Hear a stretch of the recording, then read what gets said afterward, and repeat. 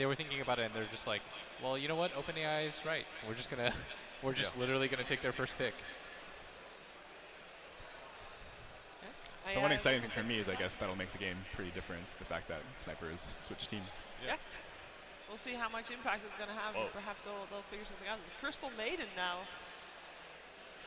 So this is so basically last round they abused the opening Earthshaker pick with 2 super far rangers, and now they're responding to the sniper with a Crystal Maiden, who was picked last round, but it was not the first priority. So a little different, and they do still pick Gyro. So. Okay. However, the percentages are not changing for that. That's true. Yeah. So whenever the choice that's made is exactly what OpenAI 5 would have made, then the percentages won't change. The percent probably doesn't change on their turn anyways, right? Because they already know, like, oh, we have a 52.9% way to win. We know exactly how to do that. You pick Crystal Maiden and Gyro here. So it's only going to change when the humans pick, right? That's right. Okay. So they were expecting the Sven pick, but not the Earthshaker. Oops. Oh, no Sven pick yet. But they do go Earthshaker again. But they do go Still Earthshaker. prioritizing it. And interestingly, it only lowered their win rate by, like, what, 2.5 here? Whereas last game when they opened the Earthshaker, it was like a 60-some. Maybe that's because they knew that, oh, we got the 2 best cores, the Sniper Gyro. Whereas now it's split. What do you think about the pick so far, Will? I think Earthshaker Sniper is just a good response. Like, you have 2 heroes that allow you to play distance, and I think that's really important for team fights, especially if you're OG and like you really believe in your mechanical team fight ability. Then, I mean, those heroes make sense. And I feel like for whatever reason in fights, like they lack damage. They lack some guy that could just like hit non-stop. Because they went for the SF build. The Ricky couldn't really go front-facing at some point because he just got blown up every time. And you had a Viper that also just like put in magic damage. Like they needed something that could just sit in the back, lay in damage, which is what OpenAI 5 does really well. The funny part about it is like when we played against it, it was pretty much just like, well, we'll do our own thing and we'll win. And eventually we figured out the most efficient way to win is just literally copy them and their picks, and then it'll just go a lot better for you overall. Yeah, I mean that's some of the games that were played at TI, for example. They were swapping rosters basically, so it was an equalish game. And where the humans got the edge in that tournament was they would play slower games and they'd delay the game basically. They would just keep farming because they were farming more efficiently kind of. They just kind of split push, avoided fights until they had a big enough advantage. All right, so there's the draft developing here. It was a Sven response for OpenAI 5, and then Probolus, aka Death Prophet, Witch Doctor, and a Slark. I think there's a huge advantage though to, like I don't know how the TI teams would have done if they had straight up drafted against it, because I was the person that crafted the lineups for both sides, and I feel like I got it pretty close, right? I think I got a pretty 50-50 split with what I knew information-wise, and so like part of this, the advantage that it does have is its draft. Like it knows what heroes are ideal to the situation. And it does say that Slark is a bad pick. Yes. 4%, but 5%. Lion was good. Lion was good, yes. Yeah, it's one thing we definitely see that the human and AI choices are sometimes different. So when they draft against each other, they'll often both feel like they won the draft because they got the things they wanted. And then you actually play the game to see who had it right. It's like that at regular Dota too. Yeah. So the Viper and the Witch Doctor were on the side of OG previous game. And this time AI will show them how it's done. So it's better, right? What was the end percentage last game? 70 something. So it was like 75 or something. Yeah. So it should be better. Nice, we're gonna do it this time. We've cut it a lot. 60%'s not bad. It's not. It's not bad. What do we think? Because we have a lot of disable coming out again with the Lion and the Earthshaker, and that's great. We saw that was pretty important as well. We have got pushing potential as well, but we do still have that long cooldown for the DP ult. Yeah, it doesn't seem to matter too much, at least based on the way OpenAI use it.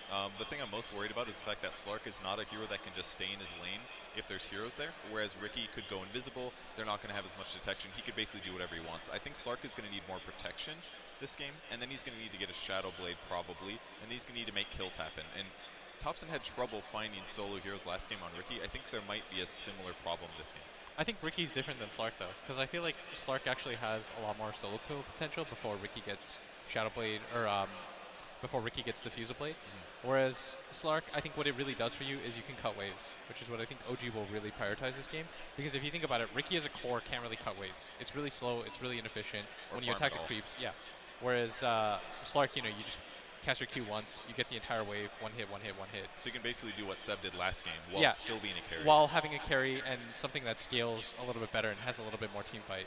That makes sense. Because when you look at it like from a pure Dota perspective, Slark's great against Gyrocopter. He's good against these like single target stuns that you can just shuck off. Like I think it's a pretty good hero for, or at least I think that's why they decided to choose it. Do you think they'll end up executing a similar strategy, OG? Yes, I think they'll execute it pretty similarly. Like they'll use the Slark like they did the Ricky, but they just think it's probably more efficient because it can actually kill the waves faster. And like you were saying, they want to use what they learned in the first game, so they want it to be similar enough that they can take their lessons. Well, let's find out what they have learned in the break that they've had. It's time for Game 2, AI5 and OG with Capitalist and OE Pixel. OpenAI 5 versus OG. Game 2.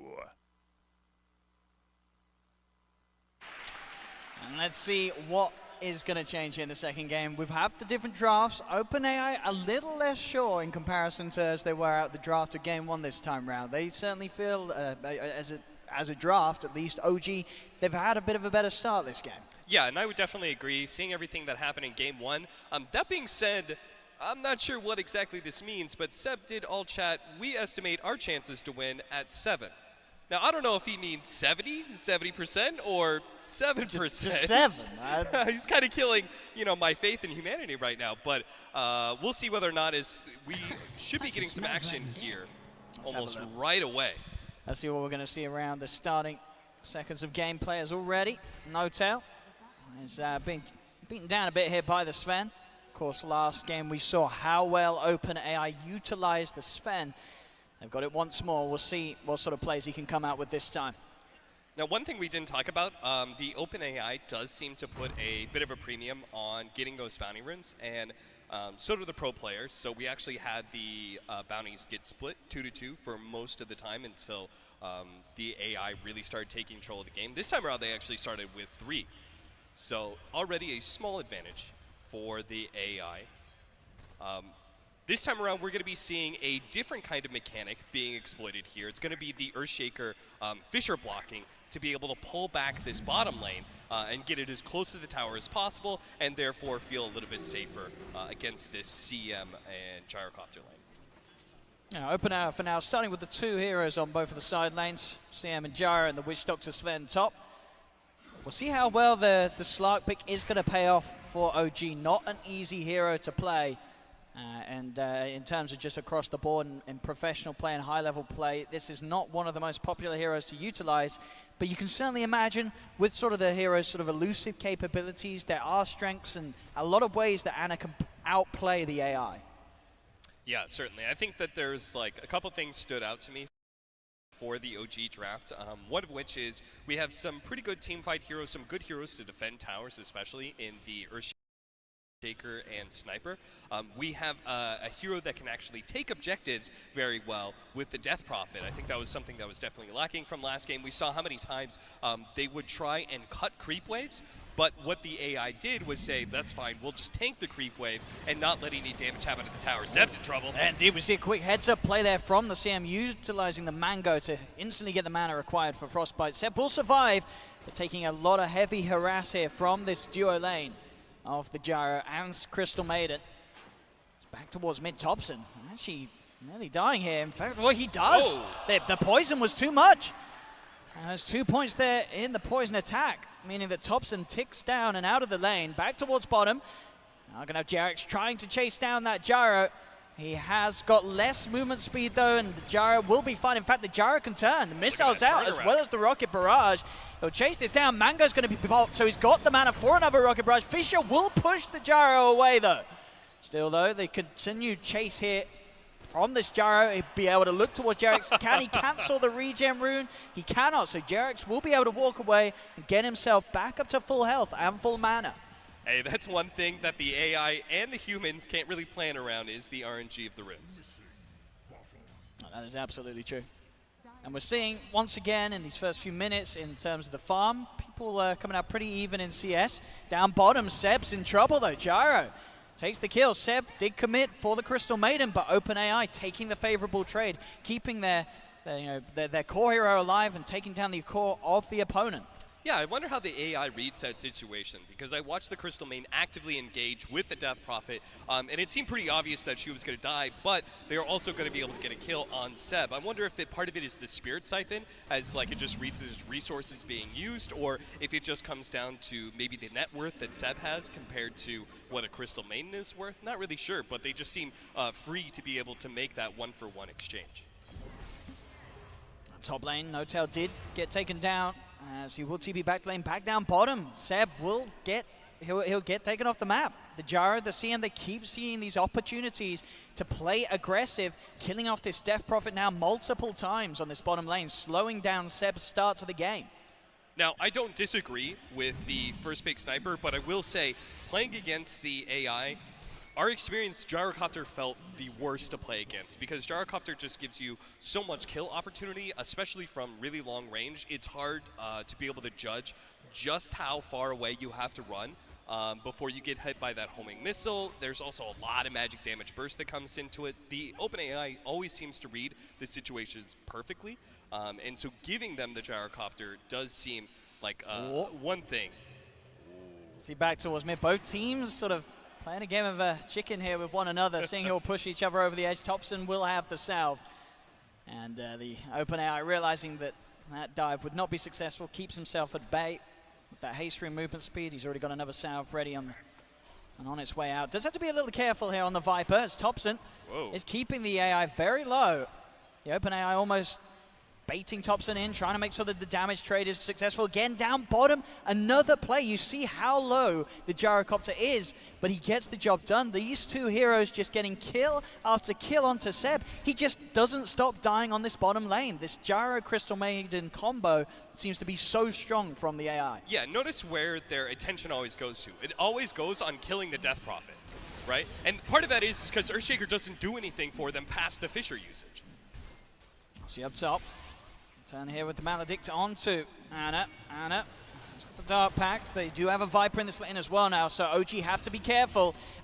Again, the Gyrocopter just racking up these kills. He was able to kill off Jerax once more.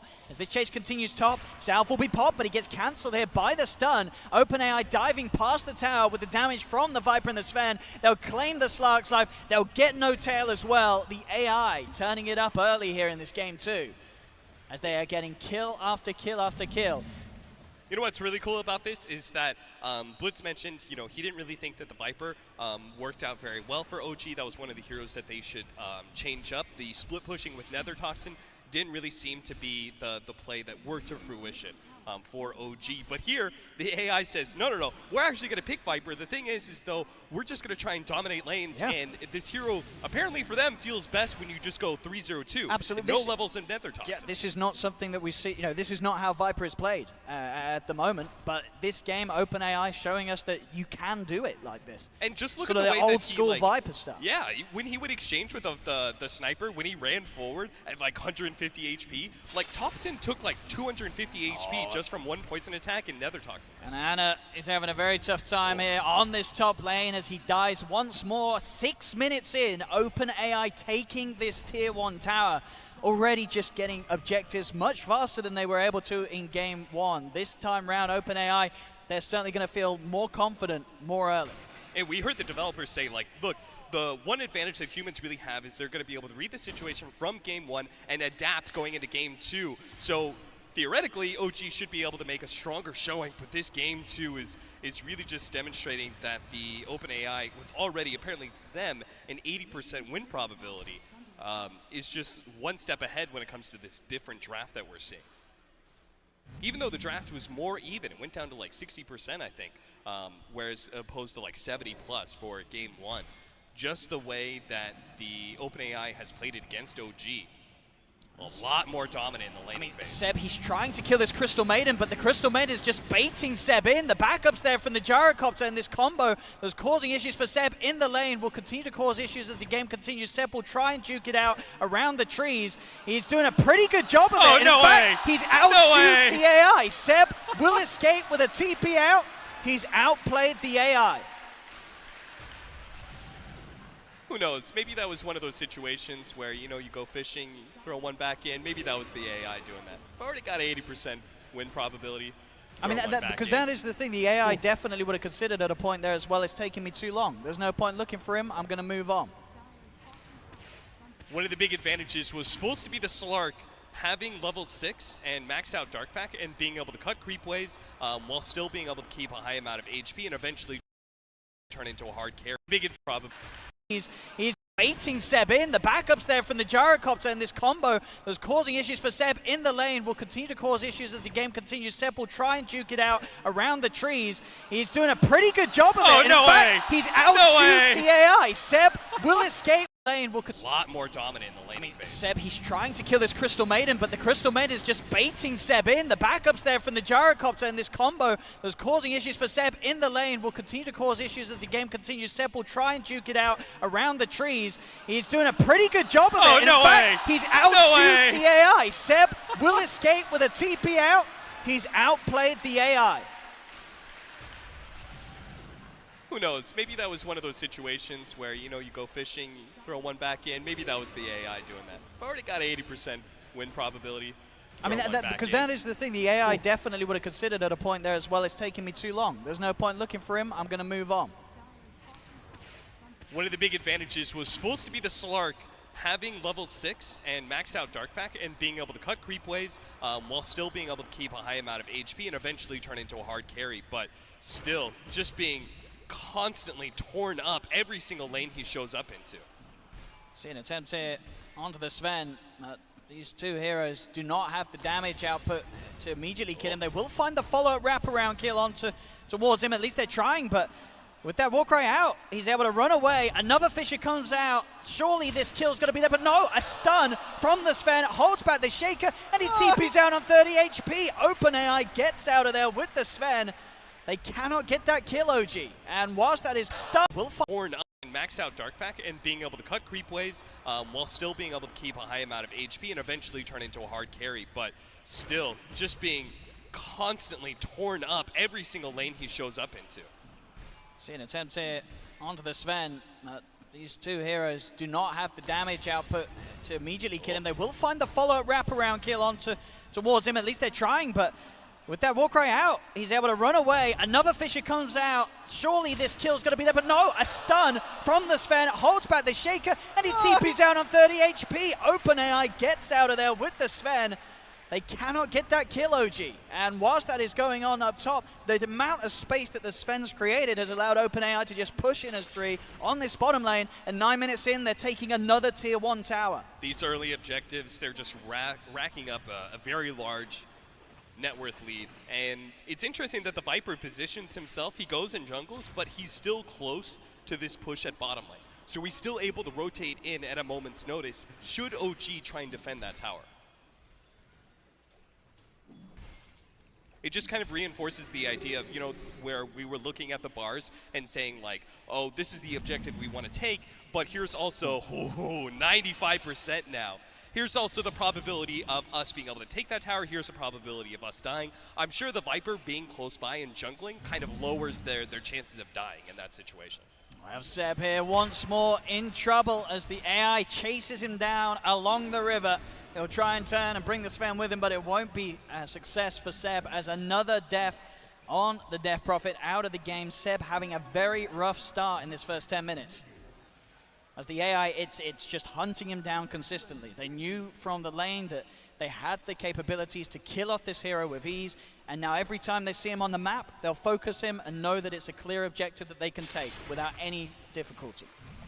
Yeah, it's funny, like, when we were watching the draft, the Slark was one of the heroes that the OpenAI hated the most, that the draft advantage went up to the AI in favor the most. And we can really see why. It's just this laning phase is just so detrimental to OG as a whole because they're trying to get this core online to a point where he's able to run around cutting creep waves, but he just couldn't really get to that. I mean, see there at the side, Jarrett's trying to step forward, but they turn immediately towards him. They have the Viper strike out upon him. Shrapnel's down here from Thompson in an attempt to hold. Assassinate will not get the kill off, and now again the CM goes for the ult, but they do have to disable. Hex comes out from No Tail. They'll kill up the Crystal Maiden, but OpenAI Viper diving past the tower on towards Thompson. The Sven coming back in on minimal HP to throw that stun off, secure the kill. As OpenAI again getting the favorable trade, another tower taken They are playing at a ferocious speed here in this second game. That Warcry looks so good for the AI as well, because they just always are popping it towards the end, where it seems like the humans are getting baited into going on certain heroes, but... See the Witch Doctor there trying for a bit of a solo kill action onto Ana. Ana, oh, has got to be careful as the creeps came in and gave vision to allow that Death Ward to continue hitting onto him. He is now 6. He does have that Shadow Dance escape capability on the Slark, but still so far behind in terms of farm. So the bot probably read the fact that there was only so much range. He wouldn't be able to get out of range in the Death Ward in time, except for there was a vision, right? Once he loses vision, the ward no longer attacks you. So it seems like the AI didn't quite keep that in mind, which was, I guess, the human advantage there for OG. OG, I mean, what's sort of their best bet in terms of getting back into this one? Is it just somehow trying to get farm on this Slark? I mean, at what point of this game will Ana be able to have an impact? Because at the moment, they're just getting picked apart elsewhere. We're going to see the Sven commit in onto Thompson. Thompson does have backups, but both No-Tail and Jerax splitting OpenAI apart as Jerax will focus the Viper. Seb comes in with the TP. They have surrounded the Sven. OpenAI trying to stand their ground as this Sven, but he's stuck in the trees. They'll lose the Sven, OpenAI. The Viper's still good to fight, and they've also now rotated in the Gyrocopter. Seb caught on the front lines. Siphon will not keep him alive, or will it? He gets a second one out. It's a good amount of sustain, but surely not enough, as the poison will be there from the Viper. OpenAI getting both of the kills, as OG, every time that they try and make a group team play, OpenAI always responds, and they, with that lead, it's 12 minutes in to have 6K advantage. Their heroes as a whole are just too hard for OG to instantly take out of the game. There is still going to be a pretty good high ground advantage for OG, simply because they have Sniper and Earthshaker. They said that the AI doesn't actually read Fissure as well as we do, so that may be one advantage, but if they just keep on killing Jerax time and time again, and then they get a pick off and then they immediately turn it into a tower, especially you see this rotation happening as the Siege Wagon comes out. I've noticed this a couple of times. They will play around the Siege Wagon quite a bit, and it's probably just because it's such a good objective taker. And this is definitely sort of the games that we've seen from the OpenAI in the past, where 13 minutes in they get this lead. OpenAI as it is, they're not going to make mistakes. They're not going to throw away this lead. You have to outplay them. You have to outmaneuver them. And at this rate, OG, they're struggling to certainly do that, as they'll lose Tops and Seb trying to move in. But the Crystal Maiden, with that massive amounts of damage coming out from the ultimate, just stands her ground. 2 dead. There will be a buyback here as Topson trying for some OpenAI-esque tactics to try and bring the game back around. But I don't know how much this buyback's going to do for him, as they're still without Seb, as Seb just failing to have any sort of impact this game as the Death Prophet after a terrible laning stage against the Gyrocopter and the Crystal Maiden. OpenAI, 14 minutes in, they're up to the high ground, onto the tier 3 tower. Ana will be able to jump away, doesn't even manage to kill off the courier. The Viper, godlike, diving past towers, killing off Thompson. It's a dieback from the Sniper. Seb, he's going to try and lead forward, but the cast bounces are out. Seb stands too close to Jerax. Jerax is in trouble as well, as he's forced away. OpenAI taking that top tier 3 tower. They're onto the barracks. It's only 14 minutes in, Cap. It's just crazy. They just always put the Viper on the front lines. They're not letting OG beat back the creep wave. They're not allowing the backdoor protection to come back in. And anytime you saw, coming in from the side, they tried to use the Slark to be able to cut the creep wave immediately. OpenAI was trying to protect their creeps as much as possible to make sure that couldn't actually happen. They almost killed the Slark as a result. 15 minutes in, taking a barracks, an incredibly fast timing here from the AI. Jerax will fall as he tries to get some damage out onto the Viper, but the poison is too much for this underfarmed, underleveled Shaker. No-Tail will try and get back. Seb attempting everything to hold them off with the Siphons, with the Crypt Swarm, but he doesn't have the damage. He does not have the HP to survive. Seb is dead. The rack's taken, and OpenAI, they are not leaving this space surely anytime soon. Well, they had to back up actually because the tier 2 still stands in the middle lane. They've still got that to take, but it's 24-5, 13k lead. The all chat comes out as they announce their positions. I'm surprised they're not all playing position 1, because at the moment, at the net worth of these heroes, it looks like it. OG are just behind on every single hero pretty much. Only Thompson is sort of in there, and he's only competing with the farm of a Crystal Maiden. When it comes to once they sense they have an advantage and go for objectives, they min-max their positioning as much as possible. We're going to watch Jerax probably die again. Yep, and almost certainly Seb as well. Jerax does not have the damage. Seb does have Ana with him, but this Slark only has Treads and a Wraith Band. There's nothing he can do. He's got a Shadow Dance popped. He will be able to steal up a bit of Essence Shift, but the cast bounces out onto N0tail. Stun as well, out onto the Slark. Triple kill for the OpenAI Viper. Thompson, he's desperately looking for this Crystal Maiden, but the movement's here with the Shadow Amulet, dancing herself away, utilizing the Invis to make sure that Thompson cannot get that final hit on her, continuing to use the Amulet, getting away out of this. Thompson, can he find this? He does get the vision for the Assassinate, but there's the disable. The stun comes out from the cast, cancelling the Assassinate. The Crystal Maiden kept safe and alive. OG, they cannot catch a break. Assassinate away. As Slark and a Wraith Band. There's nothing he can do. He's got a Shadow Dance popped. He will be able to steal up a bit of X. Does not have the damage. Seb does have Ana with him, but this Slark only has Treads and a Wraith Band. There's nothing he can do. Yep, and almost certainly Seb as well. Jerax does not have the damage. Seb does have Ana with him, but this Slark only has Treads and a Wraith Band. There's nothing he can do. He's got a Shadow Dance popped. He will be able to steal up a bit of Essence Shift, but the cast bounces out onto N0tail. Stun as well, out onto the Slark. Triple kill for the OpenAI Viper. Thompson, he's desperately looking for this Crystal Maiden, but the movement's here with the Shadow Amulet, dancing herself away, utilizing the Invis to make sure that Thompson cannot get that final hit on her, continuing to use the Amulet, getting away out of this. Thompson, can he find this? He does get the vision for the Assassinate, but there's the disable. The stun comes out from the cast, cancelling the Assassinate. The Crystal Maiden kept safe and alive.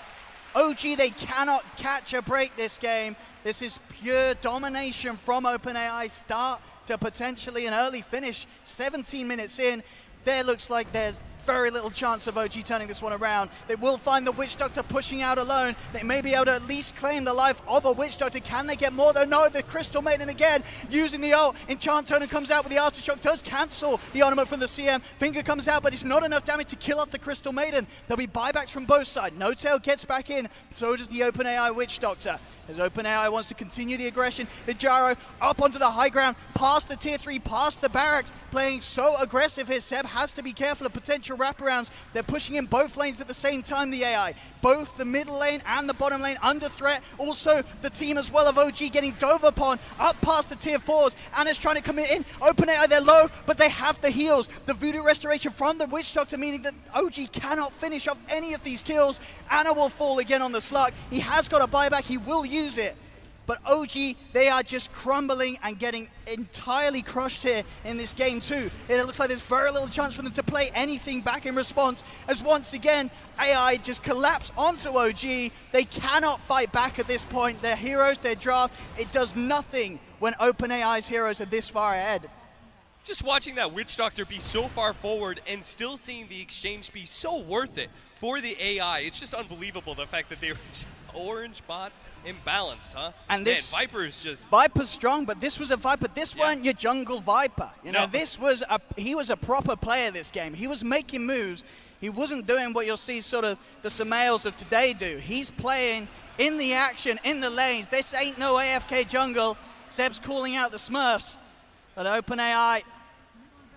I mean, between the poison attack and the corrosive skin, right, it was just so hard for OG to be able to fight against that. Like, they put the Viper on the front lines always, and they just couldn't sit back and just, you know, use the Sniper and the Earthshaker to be able to kill creep waves and then have the Slark cut. Like, that was the ideas that OG was hoping for, but none of that was really possible with a Viper being this over-farmed and always forcing the fight. I mean, if they can get this kill, it would be an absolutely huge run. He's 18-0-9 at the moment, but they cannot, they do not have any sort of damage to beat down this Viper, as once again, OG just getting absolutely floored in any attempt of a team fight. AI, like, they never... The trees come out. The offerings as well of mangoes to try and keep the OpenAI at bay. As OG almost certainly conceding here in this game too. I mean, 40-6, 19 minutes in. This is, I mean, we have not seen OpenAI look this good. This is such an improvement over time from all the events in the past, the build-up. At this point, OpenAI are looking to play at full power. Yeah, it just looks fantastic. I wonder, do they have a Force Staff or if something they get to this save kill, it's worth so much. but they they're even not going getting to, it. Owen? They're not getting Can they it. even do it? This Viper will not die. Every single time you think like, oh, this hero, he's too far forward. He's too low. He's like gonna get picked off. But there's always enough heroes behind him. Like even in that situation, they were all the way over by the shrine, but they know that the Viper is just gonna take so long to eventually die that that they could be there in time. And with the Ancient falling, there is no hope here for OG. They have a fortification. But with Ana dead, 41k lead. They're asking for the finishing blow to come in from the OpenAI, as OpenAI almost playing around with them at this point. Finger attempted onto the gyro, the stun from No Tail misses. Thompson's AFK, he's had enough of this one. As the Ancient will fall, and that is GG, game over. OpenAI taking game 2, taking the series 2-0, but honestly, this second game in particular, this is a fantastic example of something that, as a player of Dota 2, as a professional, you watch how OpenAI just absolutely crushed this 20 minutes of gameplay, and there's got to be a lot to learn from the way that they played this game. Oh, absolutely. I think there's, especially like positioning-wise, them always being able to read, to play around each other, right? Like the AI plays a true 5-man. They actually do not do a whole lot of splitting up after the laning phase. They just always kind of play around each other. At most, maybe there's like a 3-man squad and a 2-man squad, but every single time you think that there's a hero that's like out of position, there just always seems to be enough backup behind him to take that fight. Sort of OG, as we see, just looking to be in sort of shock after that game. One of the quickest beatdowns they probably ever had in Dota 2. 20 minutes of gameplay that they just could not get themselves in. I'm sure they want to try and have another go, but as it stands, that is it. It's 2-0. OG will not take this series. A big success here for OpenAI 5. But there we have it. Of course, though, ladies and gentlemen, please give it up for OG, though, for coming and trying their best. It was not good enough, but they tried. They certainly did. But OpenAI 5 stepping it up here at another event and playing at a level that we have not seen from them, and I don't think we've seen from many other teams, as this OpenAI looks to be unstoppable, Cap. Truly incredible the growth that they've had. It really does. And with that, we'll pass you back over to the panel for a wrap-up of this incredible series from OpenAI. Yes, thank you very much indeed. That was a bit of a beatdown there in the second game. As said before, by the way, this is a 3-part event, so you don't want to go anywhere just yet. But we are going to break down that second game of the series. 2-0 in favor of AI 5. And there was... We talked at length about all the changes that could be made, and all the focus should be on buildings and the fights later on, and lanes not that important anymore. And we were wrong. Dude, I wasn't. I knew 100% that OpenAI 5 was going to win. It was a Slark pick, in my opinion. It's a very similar thing that happened in your best of 3 when you guys played. You thought like, oh, we'll just pick this We'll other get to a hero certain that we point. think is good. But the problem is that they can't lane because they don't have range. They always need a buddy, and all that took was like a Witch Doctor going into Ana's lane, and you just maledict him and attack him a little bit, and he had to walk away, and then you'd have to come back and get regen. He just can't stay in his lane and guarantee farm, so he didn't even get to get into the game. Whereas in the first match that OG had, they didn't have those problems. They had ranged heroes. They could get their last hits, but they had mid-game problems. So this game, they messed up their early game to hopefully play good late game, but they didn't get there. That's the problem.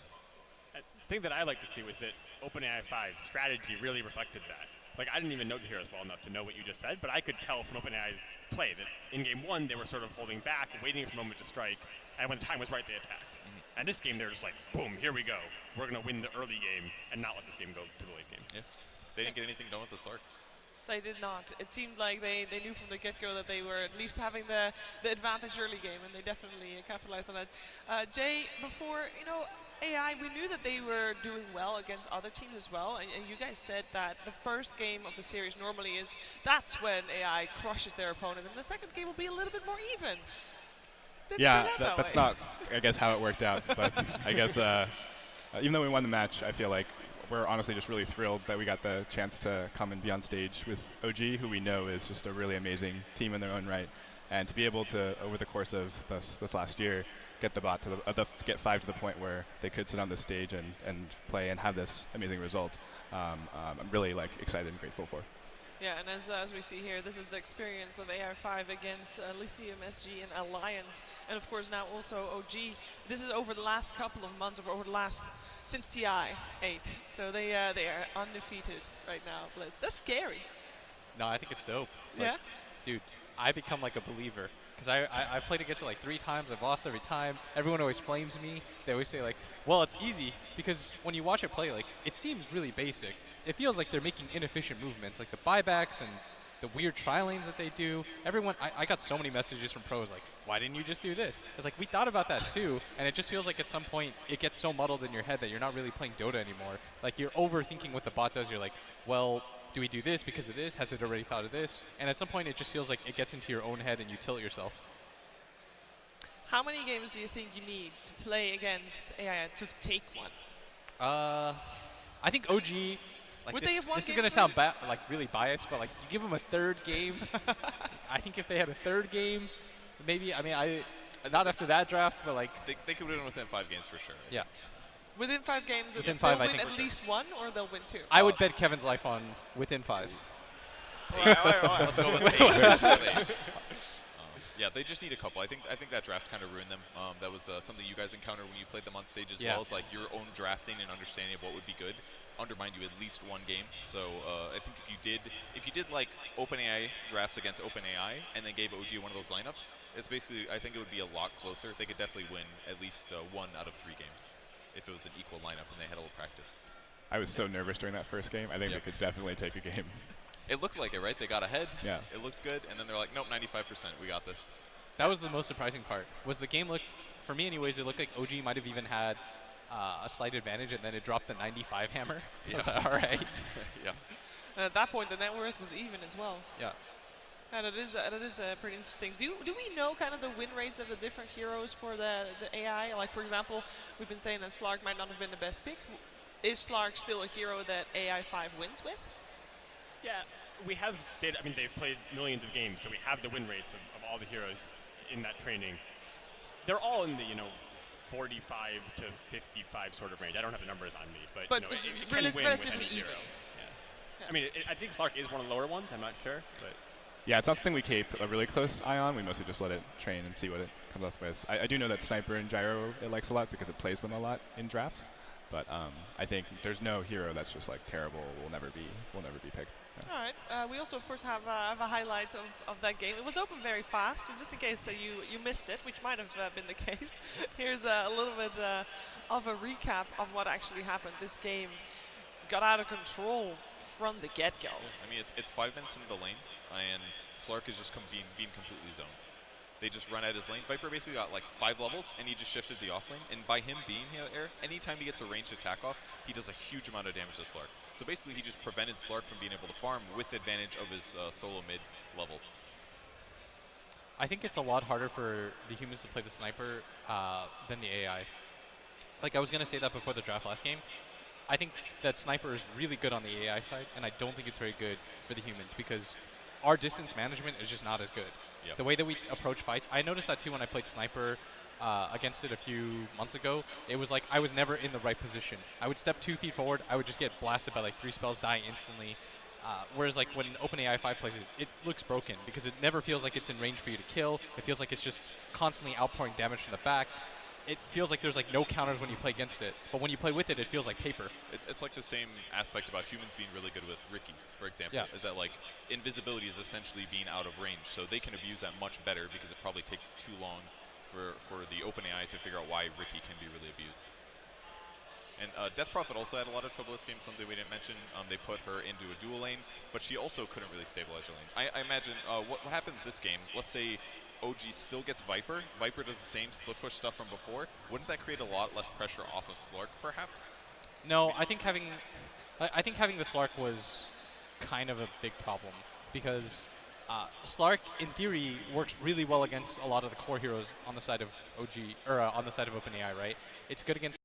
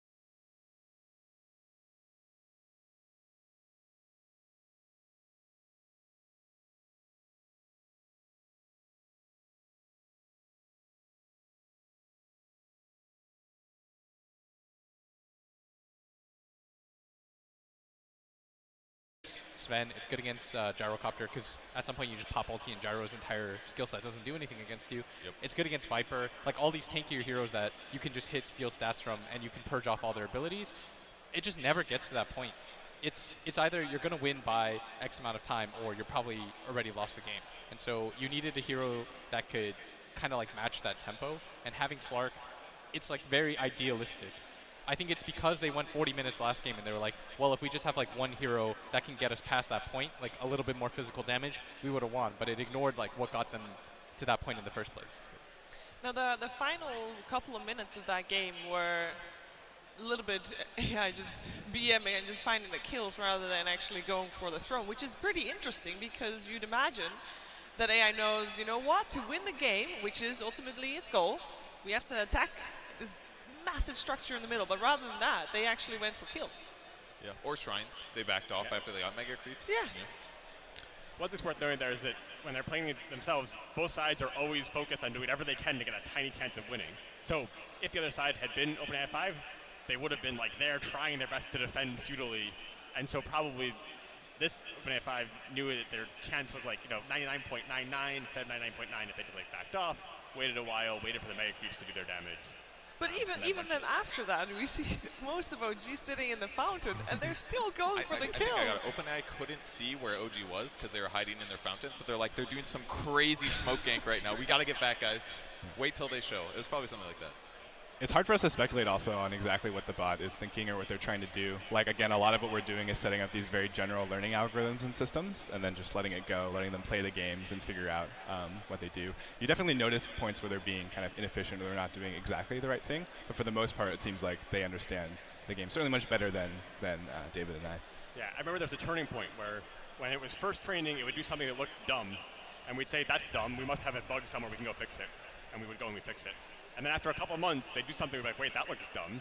And then 20 seconds later, there'd be some consequence we hadn't foreseen, and it turns out it was the right thing to do. That is a crazy good learning curve there from AI. Now, the series 2-0 in favor of AI 5. Jay, what is your takeaway from the series? What does this result mean for you? I think it's really exciting in general just to see the progress that AI has made, that the kind of progress these systems can make overall. And I think in general we'll be continuing to push these capabilities further and further over the coming years. And I find that really exciting because I think AI really has a lot of potential to create positive impacts in the world. And for Dota 2, what kind of impact will it have, Blitz? I hope none. I don't want to see CMs taking my farm and all of a sudden I've got to buy wards for everybody, and like, we've hey, got like you're level 5, go to the off lane now. Yeah, I don't know if I'm like 100% down to do that. And the crazy part is like I just saw how efficient it was, but I'm not about that life. No. We could always just hold back and say like, well, we're not that good at executing, so we don't need to play like that. Yeah, That's fine. How about you, David? We said before that this was a 3-part event, and I know that there's still something more in store. You wanna intro part number 2? Yeah. So after this competitive part where we see and we really appreciate OG coming to help us push the limits of the bot, we decided to try something where we have the OpenAI 5 playing as a teammate alongside humans. So we took the exact same OpenAI 5, no extra training for playing with humans, and we're going to see how it does playing alongside humans on the same team. That is going to be very exciting, especially for myself and for Blitz right here, because the people playing alongside AI5 will be myself, Blitz, Capitalist, and Owen. And so I'm gonna step away from this. Kevin, I'm gonna tell you to basically run. Because your commentary duo will be none other than Mr. Purge right there, and he'll be joined by a no-tail for this game, where it's going to be 2 humans plus 3 AI5. Has it been done before? So we've done it in some test games, and it works surprisingly well because the thing to keep in mind is OpenAI 5, like we said before, it knows exactly what all its teammates are going to do. And it's had no extra training with these weird human players that aren't going to do what it thinks. So we have seen occasionally it gets confused because it knows that you're going to go to top lane, then you go to bottom lane, and it'll like wait for you to go to top lane because at every instant it still thinks you're one of its friends. Knows exactly how to play. Right, and it'll keep waiting for you to do the thing it expects you to do, even though you never do. But nonetheless, that happens rarely, I guess. It seems to work pretty well, which I think is really cool, that despite coming at this from such different angles, humans and AI have learned the same things about how to play this game so that they can play side by side. I think it's really exciting also because it implies that in the future, these systems, AI systems, they get more capable. They can work alongside humans. They can work toward the same goal. They're surprisingly compatible in the ways they interface with one another. So we're going to put it to the test. All right. Well, we're going to wait for a second before we head over to our commentary desk because No-Till seems to be MIA. I mean, he had a rough loss. You need some time to recover. It'd be super impressive if it learned how to work with Owen, because I've seen that boy play Dota, and I've seen his Faceless Void, 6 S and Y build, 6 Battle Theories. If it can somehow overcome that hurdle, it can do anything. I believe fully after that fact. You cannot play Faceless Void. That's very true. But he can play Slark. He can, actually. If he just ignored that last game he casted. The draft is going to be done by us, as in the humans are going to also draft for the AI. Is that something that has been done? Like, they'll be fine with that? AI is going to, be able to work with anything they get, basically? They're happy to have you. They'll work with whatever you give it. I mean, I don't think they will be happy to have us. It will be an interesting game. Let's put it at that. And at least, I feel like it shouldn't be a 20-minute game because there's AI on both sides, so they can carry both sides. That's my hope as well. I think that's like the really cool thing is that you're going to be working with them and they'll be able to help you and you can help them. All right. Well, let's find out. I believe we do have the flower in place, so let's head over to Kevin and No-Till for the game with humans and AI versus humans and AI.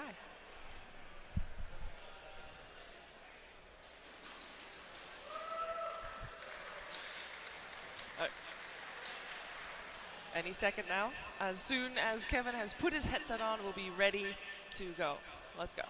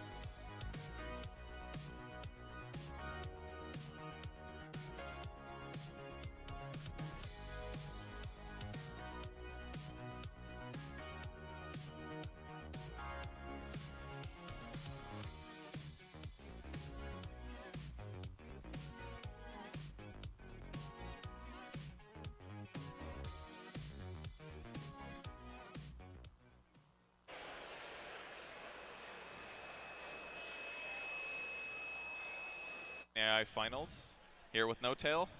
How does it feel, man? Feels bad, man. Yeah. It was rough. It's surprising. They're really good at what they do, and I think if you really want to beat them reliably, you want to find a way to take them out of their game and just be playing your game. The problem is once you get sucked into what they're doing, which is this 5 heroes staring at 5 heroes, and now it's about who clicks buttons better, that is when you're never going to win. Yeah, so why don't you take me through both games? Game 1, you guys picked your 5 heroes. You felt comfortable with your creep cutting, and things looked pretty good. Looked like you were going to win. There was some shit talking, and then it turned around a little bit. That was instant karma, I guess. Yeah. Yeah. I think we had game 1 for sure. If the way we look at the game, there was no way for us to lose it if we played very well and right from a certain point. But so what were the mistakes that you guys made that you think was like beginning the downfall? The beginning of the downfall was definitely the tier 2 mid. When we started talking about how we probably could take the fight, even though we didn't have everything. One hero was dead. We didn't have Xiaofin ultimate. Like we didn't have all our tools weren't ready. But we still thought we could take the fight. But it showed that we couldn't. And this is when they wiped us. Then took the mid racks, and now we had to again kind of split them up and use their flaws, which is a little bit playing the map, like how they move on the map is abusable. We probably still could have won, but it got hard after that. Yeah, that's what it seemed like. Was there any like hero adjustments you thought were incorrect from game 1? You obviously picked different heroes, but yeah. So we talked a little bit about the sniper hero and how the pool of heroes have very little reach. I mean, there's not many heroes that have a tool to get on top of a sniper, for example. And we saw that they first tooted in game 1, and we thought, yeah, maybe this is their. I mean, they came to the same conclusion that sniper is really good. So we adjusted a bit. We thought that they would be better against Invis heroes. They were really bad against Ricky. They did not know what they're doing, at least for the most part. I mean, obviously they're fast at clicking their buttons, but they were not good at playing against Invis. But we did adjust. We did try the sniper. We also tried the Death Prophet, which I do think is their best hero, the Death Prophet. Maybe we shouldn't have picked it. We ended up picking it. Didn't really work out. I mean, game 2, they got a lot of the things going that they wanted to have going. Did you plan to put Death Prophet in offlane as a dual offlane when you picked her? Yeah, that was the plan. Because I know that worked in human meta, I guess, maybe a year ago or so. But it seemed like Seb couldn't get very much farm with it. It was like you were zoned out of lane, not to mention the problems that you guys had with the Slark on the top lane. What was the big thing that went wrong in game 2? Just like laning stuff, or? I mean, there was a bit of a laning thing. We don't think that Slark is particularly good against OpenAI. Like OpenAI is a lot about, the way we see it, is about surviving the 10 to 20 minutes and not letting them have their 5-man happen. And obviously Slark cannot always help, but Slark was actually pretty good in our game for the lane top. I mean, it worked out to an extent. Then we didn't get the courier. They came back. Viper TP top. I didn't really know what happened bottom lane. I mean, we just got out of the game. We had some discussion back there. Definitely game 2 we weren't so happy about. But game 1 we would have been very happy jumping back into like 15 minutes in. Yeah, I mean, it seemed to me like you guys were close within game 1, but game 2, a similar thing happened when the casters played them. Is that you get some idea in your mind about a hero that's going to be able to be fine, but then just doesn't work out with the meta. So it's a little bit hard sometimes when the meta is reduced like that. But as a whole, I think you guys had a great show, and I'm sure everybody was pretty happy to watch. So it was a good match. So what do you think going forward from here on? We got humans, we got OpenAI playing on the same team. What are your expectations for differences here? For differences, I mean, you're going to have a lot of differences. For some, it might be the good old pub, a good old pub where you have 2 guys going mid and they don't speak the same language. This is something that most Dota players know about. Yeah. But other than that, I think it's going to be interesting. You're probably going to see some really good wards made by humans and some really bad wards made by AI. You noticed some of those, yeah? Actually, we didn't see some of the wards. I think they did have good wards against us. Some. We didn't watch the replay. We're not sure. But yeah, I do think humans probably know the vision game better and the whole fog of war. I would agree. That was definitely something you guys have used pretty well. In terms of like heroes picked, do you think there will be anything really special? Like, what about like lane positions? Because like, you know, if somebody comes to your lane, tries to steal your farm, that's a huge problem, right? Do you think they'll be able to adapt to that? I mean, I feel like they found their own thing for what they want to do in the lanes right now. This setup with potentially 2 guys. I mean, they played Radiant both our games. 2 guys going top with the 3rd guy missing the mid hero. 2 guys just going bottom trying to get some information. I do still think that they're primitive in the way that they're gonna use the fog of war. Really remember what the whole question was. We were talking about heroes. Just like how they would interact with like efficiency across the map, like too many people farming in the same place, that Right. kind of thing. Yeah, I mean, now that we're talking about a team that has both, there's definitely going to be that. I think AI ideally sees one item completed on every hero, or like when a hero gets to a certain breaking point, like he's close to getting to another power peak, power spike, the whole team will try and help him get there. This, you're probably not going to see it. There's probably going to be a little bit working against each other when it comes to that. Well, I think with that said, I think we're ready for the teams here. Let's take a look.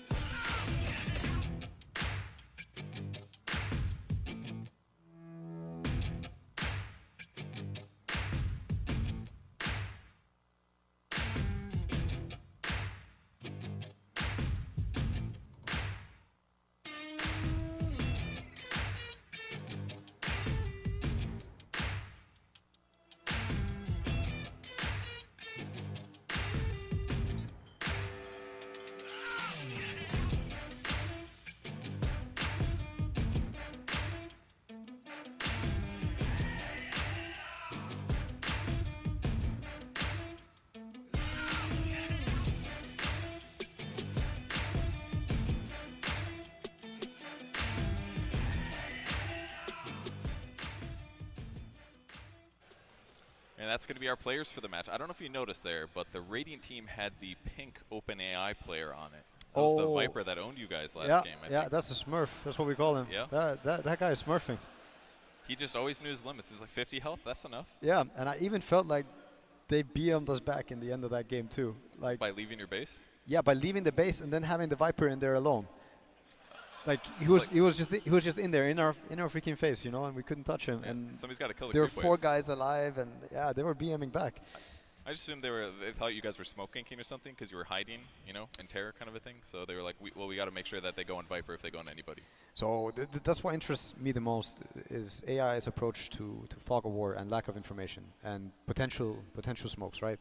What we noticed was that once a lot of our heroes were missing, they instantly changed their way of playing. Other things like I entered the woods at one point with my Witch Doctor TP'd out, or to try and juke and TP out. The Death Prophet, as soon as I entered the trees, she had a Yule. She was like, no, I'm not even going to try it. They have a weird way of valuing risk and chance. And this is the thing that I think once you understand that, this is like when you're going to easily break them. You're going to win 10 out of 10 games. So if you guys, so we were talking on the desk, if you guys got to play 5 matches right now against them, do you think you could take at least 1 win off of them? Yeah, like for sure.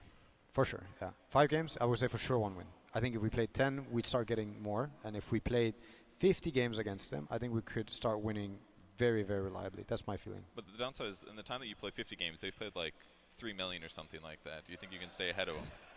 Obviously not in time, and obviously not when it comes to clicking buttons. And if they were to take away the reaction time that they added to it, then we obviously, humans would stand less of a chance. But I still think that at least the way that is working his risk calculation for Fog and his own chance, it's his Achilles heel. It's always gonna lose if you abuse it. Is it difficult when you're playing against them to like realize how much information you're giving them? And in a normal Dota match, like the average player is just gonna ignore that. You don't think about standing your creep waves, but pro players do obviously. So how did it feel different playing against OpenAI versus like the top teams in the world? Well, OpenAI was a lot more careless with how they would show. It felt like, and obviously warding. I mean, we were warding in front of their face, making the most obvious wards. They would never get dewarded. So these are the main big things I would say were different. And they're also really good at cutting losses. Once they know for sure that it's going to be a loss, that they don't want the fight anymore. This is, I don't know how they make that like team fight calculation, like whether they feel like taking it or not, and stuff like how they position themselves. But they're really good at that. There's a couple other things that they're really good at. Like the main thing is once they group up as 5, and they're going to go 5 versus 5 against you, the way that they're going to use their spells and the way they're going to use their salves in their inventory, it all work, and their urn, like all the spells are being clicked really well, probably better than any human team could do. Do you guys think that you could use what OpenAI does in a match and try to mimic some of their movements and their estimations of what's good in Dota and what strategies are good? Can you learn from that, do you think? There's definitely a lot you can learn. I think with the hero pool being limited to 17, there's obviously a big factor that you take out from the strategy aspect when it comes to not just drafting, but a lot of the games are not going to be reliable. I mean, Death Prophet's going to have an insane win rate. Well, yeah, she's going to be 1 out of 17 heroes. But what you can learn, and I think that's really cool to look at, is their death ball. I think this is something that human teams have obviously looked at for a very long time. Some patches has been prominent and like the play style. But nobody can death ball better than that. Like these guys will take your racks and tank the tower and really like do all these things that humans will mess up in those very tense situations. Yeah, well, one thing I thought was really interesting about game 1 especially, you guys were winning, you had that team fight mid where you echo slammed and you requiem'd and you got like 2 kills. Yeah. But it's like before they were even dead, they knew like, oh, we're pushing right after this. And as soon as they were alive, they instantly went mid. It was like they processed things so much faster than humans in that way.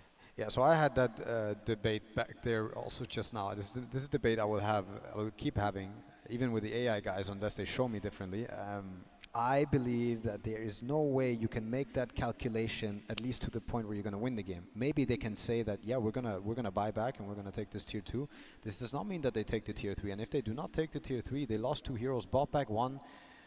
In my head, it's not going to be worth it. In most people's Dota heads, it's not going to be worth it, you know, because now the same thing happens for the tier 3. Eventually, it's just going to get to a point where we're going to that team is going to have 10 or 15k ahead, and the team fight is going to be 2 for 0, 3 for 0, or 5 for 2. It's going to be harder and harder for the AI to get that cooldown trade for an objective trade. And even if they get the racks, is it even worth it if they get wiped and now it's 15k behind and we got to our critical mass and now they can no longer fight? So I don't think AI can make that calculation. I think it makes calculations ahead of time, maybe for the tier 2, and this is how it's going to win. This is what we talked about, is they're buying back because maybe statistically they lose more when games go past 30 minutes. That's why they knew that we have to go now. And that's why, I mean, that's my take on Did you feel in-game pressure when they were buying back? Obviously it was funny in some of the cases because it was like buy back, TP somewhere and go push a lane, but... I felt the opposite of pressure, for sure. It's not good. Those buybacks were not good. In my opinion, even if you buy back and you take a tier 2, we wouldn't be giving a tier 2 for free, but if you buy back and take, say, an objective like a tier 2, it doesn't make it worth it, you know? Like, especially now, buybacks have been very nerfed. If that hero dies, it's going to be something very big for us. Mm-hmm. I mean, that hero bought back because he died. That means we can kill him again. Now we kill him again, it's 100 seconds, he cannot buy back. We can take the Roach, we can take our own tier 2, we can own the whole map for those 90 seconds, get another kill, keep killing. So no, I don't think those buybacks were good, and we didn't really, we didn't feel any pressure. Those were not good buybacks. What about the fact that they really elongated the life of their mid-tier 1 tower? It felt like it took forever for you guys to kill that. Every time I'd look at it, it was at like 70% health. Like maybe by pushing out lanes and forcing you guys to do other stuff, that it made sure that you didn't have time to set up mid or something like that? So we flew in 2 days ago. I don't want to make those excuses about jet lag and everything. We haven't played Dota together for a week and a half, and that's a human thing. Like rust builds up, or like a little bit of rust. And something that a lot of the good Dota teams talk about is like the mid tower and how if you lose it early or if you get it early, the map can be nicer to play. Definitely, I felt it. The mid tower being alive for them, like, it was annoying. We probably had some chances to take it as well. Now then, that's on us. That's not OpenAI being great. If we have a chance to take it, we don't grab it, and we should have grabbed it, well, then maybe we messed up. I think we messed up a few things, also in game 1, but definitely in game 2, that was a rough one.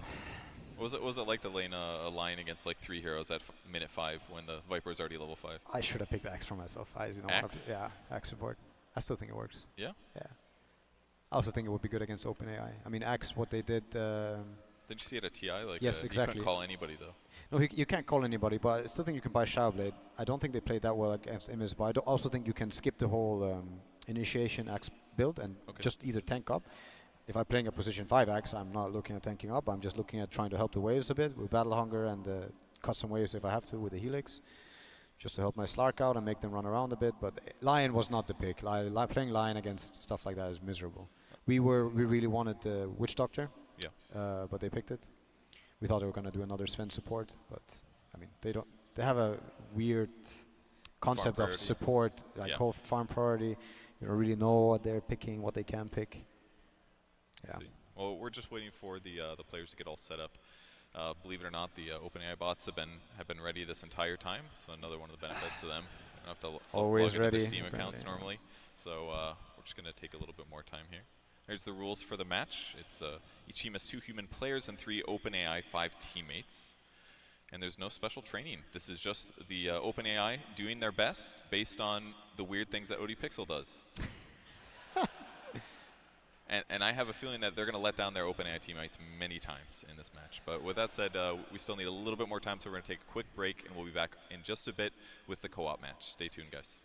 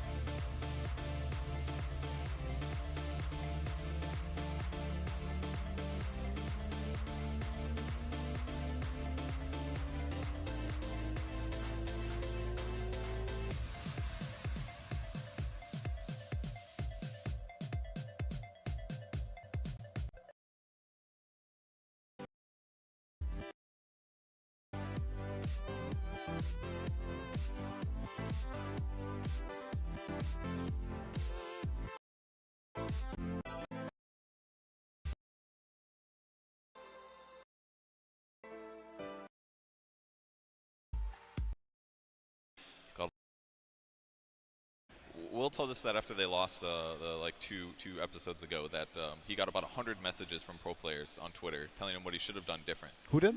Will Blitz. Oh, yeah. Well, So I don't know if you've checked your Twitter yet, but you should probably expect the same kind of thing. yeah. So I know that the AI is very beatable as is. Of course, it can get to a place where humans may not stand a chance one day. I mean, it's inevitable for everything if you keep working on it. I do think Dota is a game where humans can hang on for a long time, though. It's a very deep game with the amount of heroes and the amount of constant changes that are also being made. What do you think about the draft so far here? The OpenAI 5 beginning. I don't remember. Is it half players drafting both? Yeah, that's what I'm wondering. How does it work? Do they get to choose? I think it's players drafting both, but I can't remember 100%. Okay.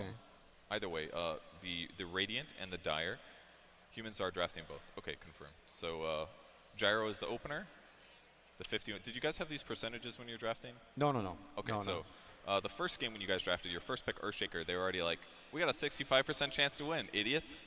They didn't think Earthshaker was very good. So what does these percentages mean? That's when I what look at the OpenAI thinks that they will win. But who? Because now OpenAI has both teams. It would be the Radiant team in this case, most likely. So Right. basically, by it being 51.6, it means that it's like the best pick they could have was first pick Gyro. Right. There's probably like a 1.6% first pick advantage. Interesting. And as it changes, that's how it's developing based on what heroes have been picked so far. Mm-hmm. Well, we were thinking a lot about the Queen and the Razor as well. Yep. For what reason? So Queen, you had like not as much gap close, especially if you're playing with AI. I would really consider picking them a Queen. We thought that the AI Queen might be terrifying to play against if it knows how to work the hero. It's a lane crusher into like the TP rotation, is always going to look at all the side lanes at the same time. Has high mobility too, High so it can punish or escape. Yeah. but it was ignored in our series by them.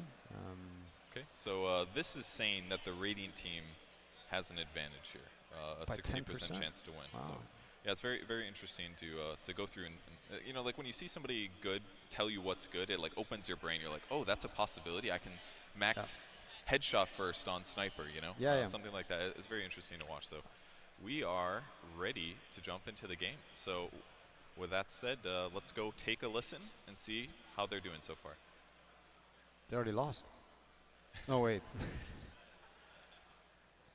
Shiver, Blitz, and OpenAI 5 versus Capitalist, OD Pixel, and OpenAI 5. Co-op match. What are the gyrocopter and this ven doing? Where are they going? Oh, hello. Okay, I think. All right, I think we're supposed to what help do you them. think? We're supposed to help them. Hello? I forgot about this. Yo, Blitz, what are you guys doing over there right now? Oh, If you could let me know, that'd be great. dude, I was straight up AFK'd. I forgot that they do stuff. Yeah, I AFK too. Did you tell the bots to go to certain lanes? Nah, they just knew Nah. where to go. It was Yeah. dope. I just kind of sat here. Yo, fight them. I think you're supposed to be up here with us, Shiver. Well, too late. Yeah, we have a lot of heroes top. Open eyes. Dude, we're not gonna get any bounties. Shiver, go for it. All in, all in, all in, all in. Oh, you Oh, got it. beautiful. I didn't click in time. 3 bounty runes for us. Can I? No. 4. It's 4. It's 4. Oh, okay, we It's got 4. Nice. I don't know what's Viper doing. I we think gonna what be they're able to pull used up to the, is us being 4 top. Oh. It's okay, it's okay. Can we pull up the win percentage now after we just got 4 bounties? Cause I'm sure If you it's can 0 and mid, it's gonna be somehow. like 100% for us. Well, at the moment, there's no one mid, so well, no, that's we- not good. we got someone heading over Razor there. knows to head over there Yeah, eventually. he's realized. I didn't set the lanes. I figured they'd just figure it out, and they did. I have to play against the safe lane Viper? Oh god, this sounds terrible. Get me out. What? This is very unnerving, having a crowd react to our gameplay. What does it mean when they say, oh? It means you messed something up, Sheaver. Don't worry about it, though. I'm sure it's fine. Kappa, you going to be right down bottom? Yeah, I guess Yeah. so. I mean, Well, we're just sort of trialing casually this quap sniper lion lane. I'm just watching this Viper, like, deny everything, so that's not good. I'm sure the AI thinks I'm griefing by being hit.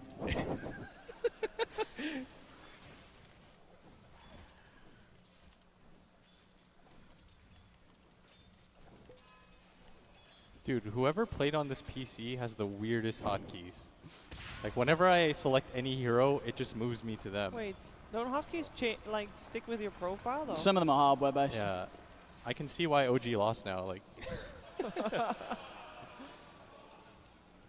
I'm sorry. Like, I'm going to lose too. Relax, guys.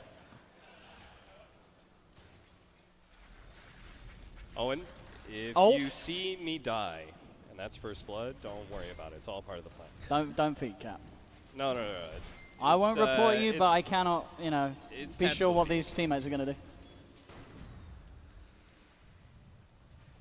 This is a lot less exciting game than that first game of the series. With It's probably because we should be Close. tri-laning. Yeah, maybe we should. Maybe I'll rotate. Yeah, you guys have a Crystal Maiden Viper lane. You think I care if I die? Oh, Oh, he stole my kill! well done, Shiver. No way, I stole my kill. Austin called you garbage and said he didn't want you on his team, but Yeah. What? I did not choose the... I was gone for rehearsal. Don't heard look it. at me. You guys are the ones who set up the teams. you were my first pick. Don't worry. When are you Queen of Pain support? I was going to and carry, you wanna but I come- haven't got a lot of CS. Oh, and you the should sniper's pretty oh, good and you at should definitely be bottom right now. Oh, you want me to? I'll go. yeah, I'll I don't go. want to lane against 1v1 Earthshaker versus Viper. You know how bad that sounds? All right, don't worry. I'll come and carry you. Right as the lane starts pushing forward, too.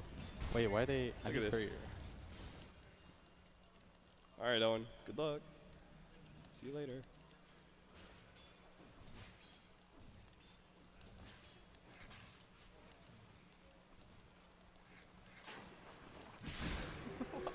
Do the pings do anything? I haven't figured that out yet. At some point, I did see in the previous match that the bot was pinging a tower real hard, so perhaps it means like kill a tower. Let's try it out. Oh, no. Shit. Wait, where are you going? Well, what's going on? Why did you just do that? Come on, man. Oh, what's Razor doing here? What the? Yeah, I mean, I was definitely ganking nice mid. one. and We got a kill. My Razor was like, oh, you're coming mid with an invis rune? Well, let me leave. That one's on me, Sheeps. My bad. That's on me. That's on me. All right, all right. Team? Team? Nice.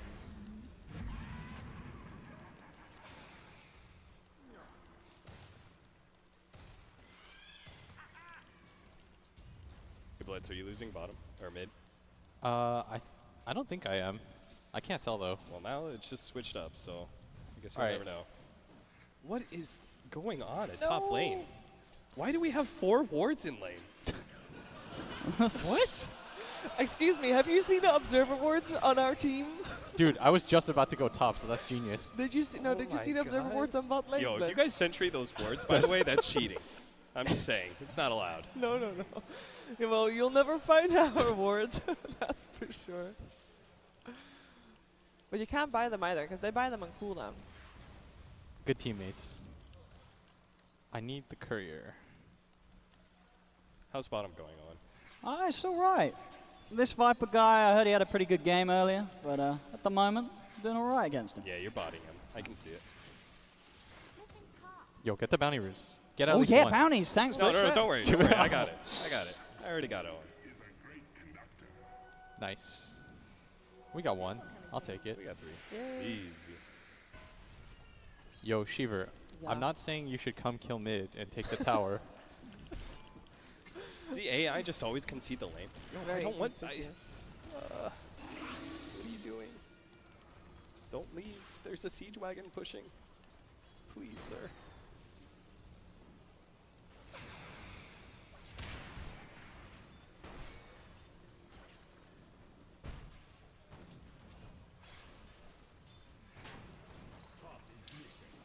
We'll see.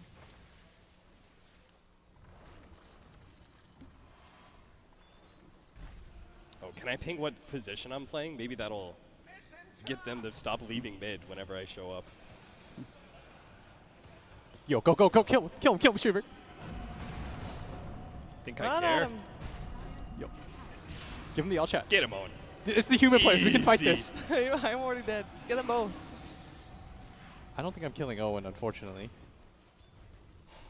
Dire's middle tower is under attack. Radiant structures are fortified. It's fine. I'd say worse. It was. It was.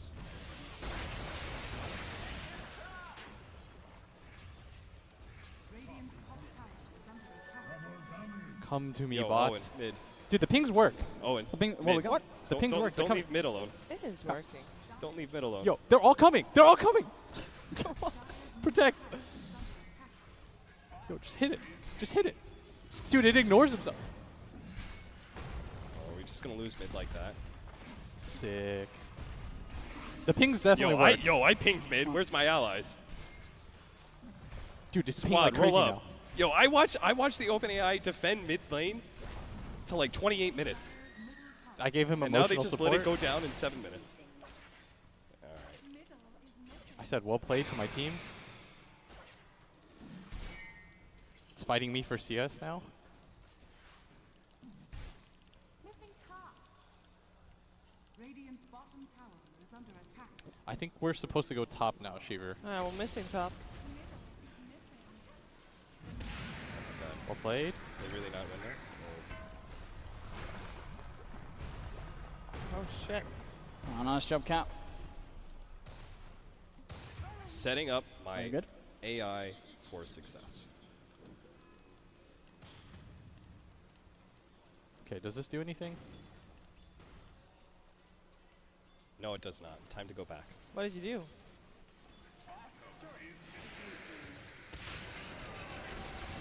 Oh, help me, help me, help me, help me.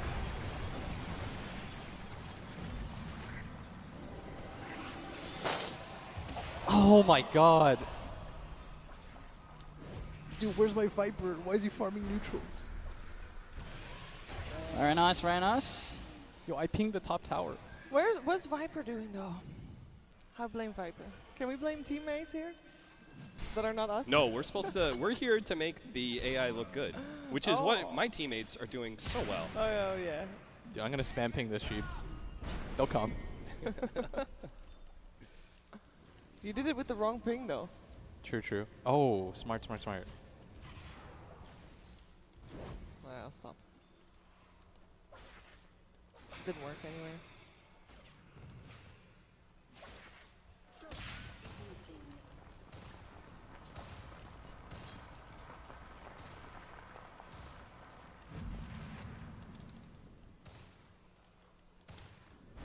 I'm fine. We can fight.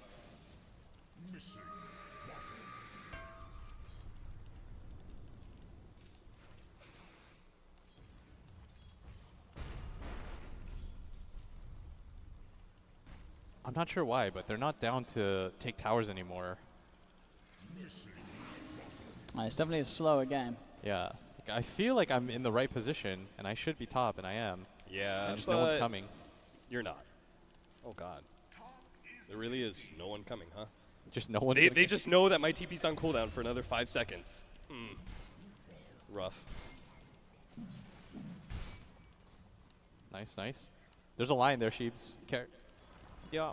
I don't know why my gyro is not helping me. Just run. You know, Grab the rune. Oh, never mind. About the bounties, get the bounties. All the bounties.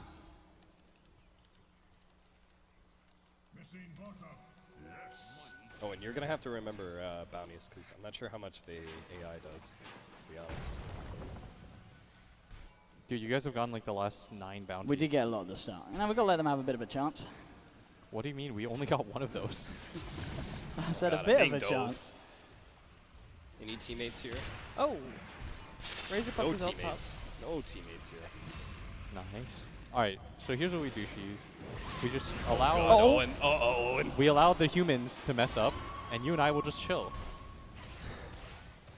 Look at this setup here from my bot. Well, that is not the optimal shrapnel. I'm sure it's fine. Missing top.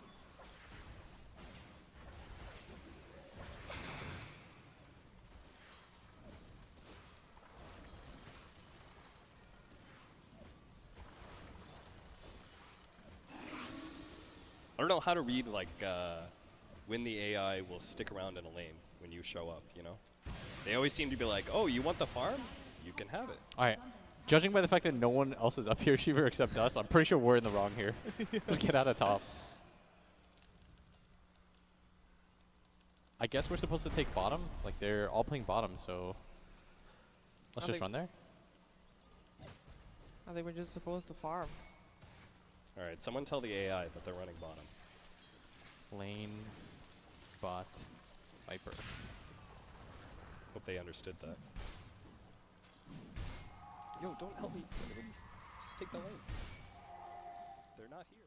All right, that was a little bit of a listen-in for the players so far. Johan, you're still here with me. What do you think so far? We have a Queen of Pain dying right now. Let's see if Owen gets out. Oh, did not. Oh, you're taking the play-by-play role, okay. Just want my boy Owen. No. He did a really cool ultimate before. Well, I do think the Dire's in a bit of a pickle. This is a orange Viper player. We've seen it before. That's true. Really Monka-esque, but I don't know. It's an interesting game. If Radiant would have bought a sentry for top to deward those 5 wards, it would have been the most valuable sentry ever. Too bad. That was a missed opportunity. Yeah. So far, the game doesn't seem as high-paced as the last one that you guys played. It seems like having 2 less players on each team that are coordinated with them is making a big deal. Like they're definitely a lot more passive. There's a lot more like dual jungling going on and stuff like that. Have you noticed any other differences? Well, I'm wondering if there's something that happens when they're making a calculation, right? Also based like what the enemy is doing, but now they kind of have to readjust their constant calculation whenever their ally is doing something that they didn't predict for them to do. Oh my God, Owen is owning. Yeah, he's getting a killing Will. Couple kills. He just got like 2 levels from that. That was pretty huge. Yeah. I mean, other than that, I don't really know. Like both of the sides had the lane wards, like just lane wards on the lane. In the same place, right? It was like a bunch here and a bunch up here. Yeah, close to your own tower. I'm not really sure what causes that. You know what it kind of looked like to me was that they had a dual lane top, right? It was the Sven and the Gyro. They both Yeah. went in the off lane. The Dire team had a safe tri lane. It seemed to me like they wanted Shiver to rotate to the top lane maybe, so they're Yeah. thinking like, oh, this is the lane that matters, so they're putting all their wards there. And like, oh, we need to win this lane, we need to win this lane. They kept putting wards there, kind of a thing. But because Shiver didn't rotate, because she didn't anticipate that, her dual lane just didn't get as much farm. They were like sitting back. They didn't contest the lane as much as what it kind of seemed like. Maybe it's something like that. Yeah. I mean, there's all speculations from my side. Oh, I mean, see, Will, you that's see what it's Will like not to be a doing caster. something? It's fine. Oh, okay. So that's something that I think the AI would actually never do. It would always make the assumption that the person who went into the trees is TPing out or is no longer there, or even if he is not worth the potential chase. What happens if the person knows how to juke and stuff? I saw you guys abusing that a little bit. You'd push lanes out, and then Yeah. you'd sit in the trees, and you'd throw a nuke to the lane to push, Yeah, right? That yeah, kind of a thing. Yeah, exactly. You even just wait in there and drag the next wave or kill it if your hero can do it. Are there any other advantages that you think they don't abuse very well? Like, I don't think they tread switch, for example. So there's definitely some factual, like, inefficient things that they do. Anything else? So now we're seeing the Sven for the third time. And something to notice is that every single game he went for the face boots. Obviously, it's a really good Sven item. Maybe there's something to learn there from humans. Most people are still buying treads. But now it seems to be doing the Vlad's build. I'm just wondering if they have the ability to change up item builds a little more diversely than, you know, if Sven is going to buy face boost, Vlad's Echo Saber Blink again. He's just going to, you know, he has his list of items that he can buy. That's something that I'm noticing. Oh, that was pretty stupid. He saw Quap running from the bounty, and he's like, maybe it's still there. Yeah, Never know. Yeah, and he was also afraid, like, he could have just taken the bounty room with a stun. And I think based on the last event, I think the item builds were kind of like a little bit set in stone, and allowing and kind of telling them like what was the popular item build at the time, but it may have changed since then. Yeah. Also wondering, like, I mean, they have this general item build now that all the heroes are buying their 2 salves and a circlet. I think it has something to do with the new courier. Back when each had their own courier, they would be buying the stats and they would be funneling out the salves and the mangoes all the time. Now that they do not get the courier use, because there's only one, they don't all get to use it. Statistically, they just want to use or secure themselves that in case a lot of people want to use it, that they have their salves in the lanes anyway, which is why they buy 2. Just always like keep their health full, right? That way, if they do get into engagement, they can get back to laning. Yeah. Makes sense. Shiver and Will trying to encourage the bots to push top is what it looks like here. It's not working out though. So that's also what I was thinking, is like, how are they going to know who's going to go mid? You know, because they don't think about it like mid heroes. You saw from the Dire team, the Razor, he walked mid like very late, very late. I don't think the Razor bot was sure if he was going mid or not. And like when Cap ganked with the Invis, the Razor walked top lane because he's like, oh, Earthshaker wants mid apparently. It's better for me to go top and fight now. Yeah. Which did work out. They killed Shiver. And as soon as somebody moved from mid, we also saw the sniper who was supporting top earlier, TP mid. That feels like one area that could be adjusted in pro play, for example, like where you put a hero in the mid lane, he gets a level advantage, and then he just ends up becoming like a top tri-lane hero while you swap somebody else mid. The disadvantage normally in a pro game is that you don't have as much right-click advantage because you don't have as many like Wraith Bands, for example. So then you can't contest CS, right? But you'd win your other lane. So do you think that's potentially doable rather than these like static, I'm the mid hero for 10 minutes kind of thing? Well, it's a longer conversation to be had. Let's see if Will die. Will die. No, Will not die. They're going to turn it here. Well, this looks pretty good, actually. Going back in. Will hasn't used his ultimate yet, doesn't want to commit. And they'll get the Lion, but it kind of just looked like a normal gank, right? Like, in the matches against you guys, every time that they'd go for a kill, they knew they had the options. But this time, it's like the people are making mistakes, so they overcommit to things that they can't kill. Yeah, I'm also curious, again, like the AI communicating with the human. What if Cap just decides to go full Rambo? Is it going to follow him into death, or is it, going to play like he's a heavy limb? I'm curious, I'm not sure. But to go back to your point before, it's something that I think a lot of teams have gone over, like talked about the possibility of, a support getting a lane early. Oh, more action. There's a lot of shrapnel down here. They should have an easy disable on Will, though. Ooh, stacking stuns here. Okay, works out. Oh! And that's a buyback, first one. Oh, they got the Viper. Oh, he's tilted. Game's over. There's the guy you wanted to tilt. Streak is broken. We go back to your point before. yes, I do think that there's a way of playing also for pro players to learn from, where some guy gets some resources to help secure an earlier start, an earlier timing, a laning phase even. But I do think that human nature doesn't really want that. Human nature, oh wow, it's going really well for Dire now. It is. I think human nature, we'd also talked about earlier, or Jesse pointed it out, that we like accumulating things on one person, and like that person trusts himself and other people put trust in that person. This is maybe why you naturally put more resources on a guy, or a guy really wants more resources on him. But another reason why I don't think it generally works is, like you pointed out, is that you're going to have some guy mid who's going to be against like Sumail with 2 Wraith Bands on you, and I'm going to be some Witch Doctor 2 levels or 4 levels behind him. I'm not going to get a single creep. Yeah. Yeah. But the bots, I guess, don't prioritize that as much, right? Like that's maybe a reaction of the fact that they don't prioritize being really good at last hitting. Like when the SF drill came out, amazing last hitters, right? And then the next iteration, they were just really good at team fighting. They actually lost some of their mid-last hitting skills. Also remember, the patch changed a lot, right? The deny mechanic became different. That's now true. you get money for it. I started seeing them denying stuff. I think they were only denying it for the money. Not just denying it for the money, but more so because they're getting like a small thing themselves. Yeah, it could be. I mean, they prioritized denies a lot in the earlier versions too. It's like a lot of players, a lot of the heroes were starting like Wraith. They would start like Null Talisman on Lich and stuff. Yeah. But leeching XP in this patch is better than the one before. Slightly better. Yeah. Still hurts if somebody's denying all the creeps in front of you. But we almost have a dagger on Shaker. Ooh. Well, this bot's out of position. Yeah, oh wait, that was this bot's out of position. I think you can hear it. Not too many towers did good. I do think that Dire is in a bit of a pickle. I think they have quite a sniper problem, unless the Sven is able to deal with it. They do have an ATOS on Viper, which does help close the gap. So as we go to later stages of the game, like obviously grouping with your AI teammates is going to be difficult because you can't really get them to get on the same page.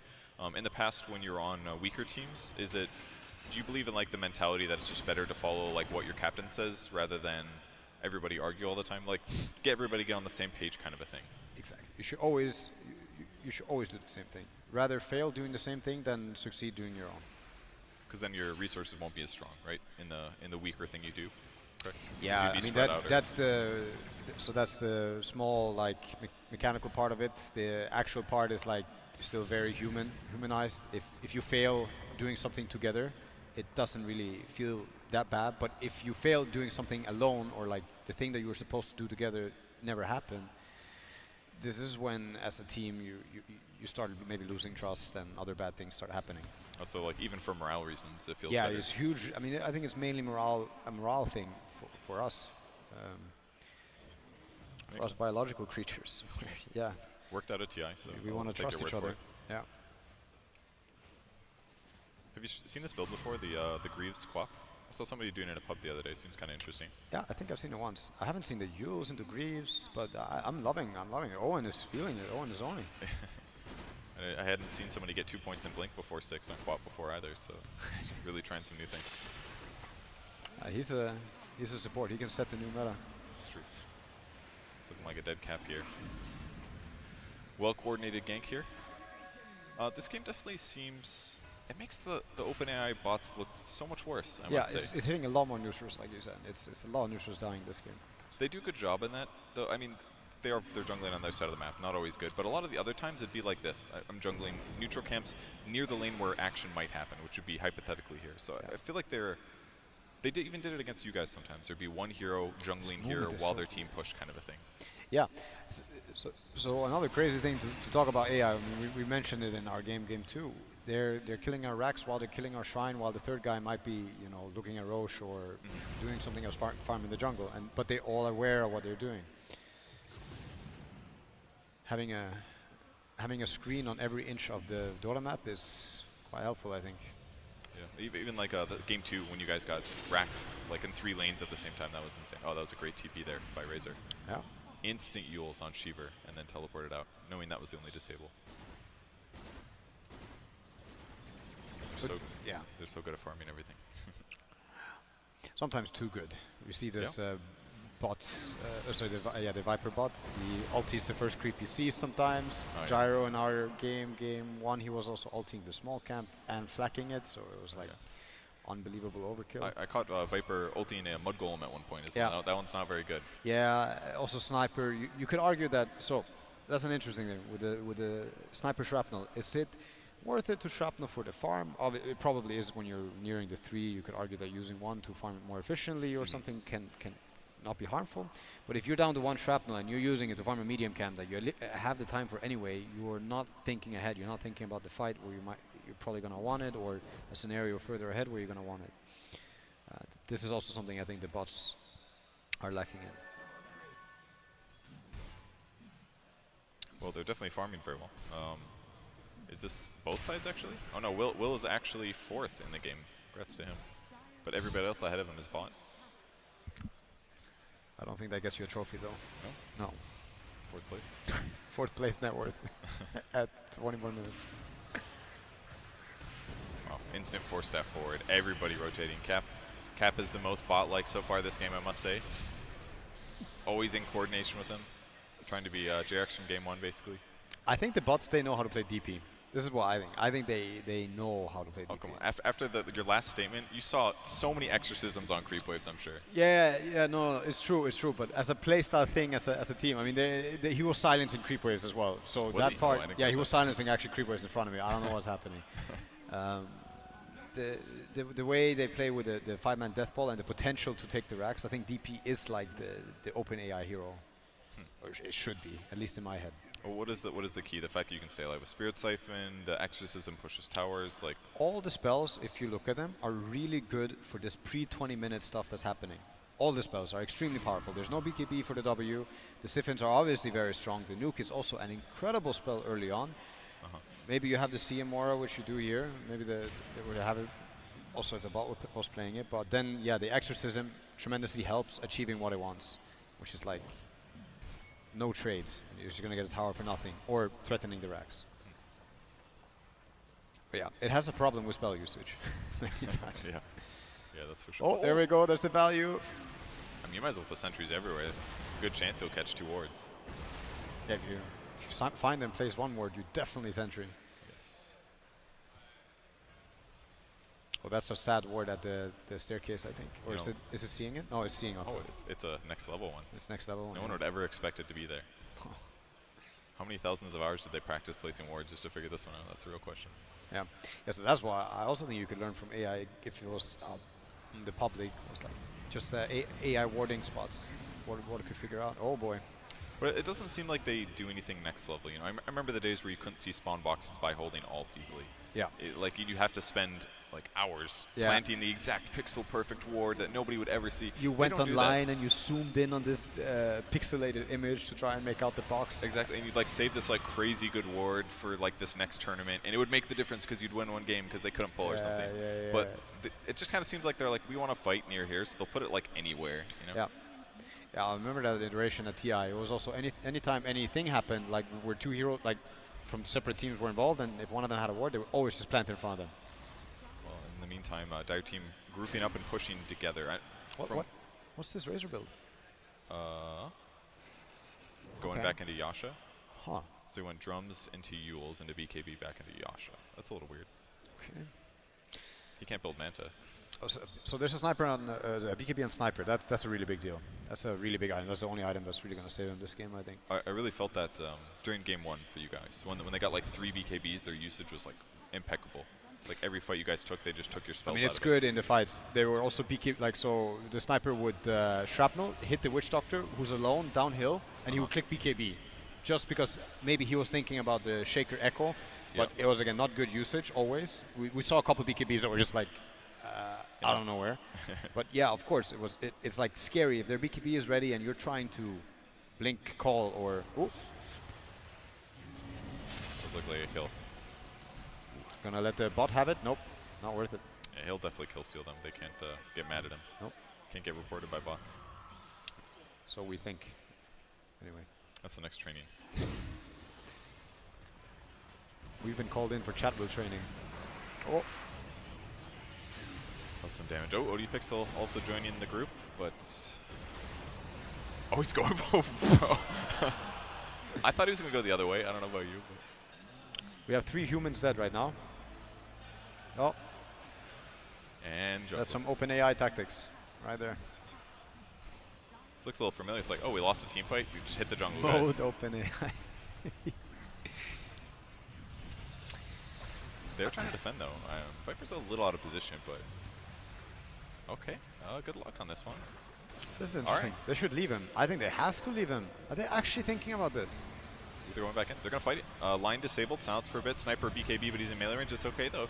Sven getting damage, going to get picked off, but Sniper himself. Oh, the Echo Slam! They do get the trade out, though.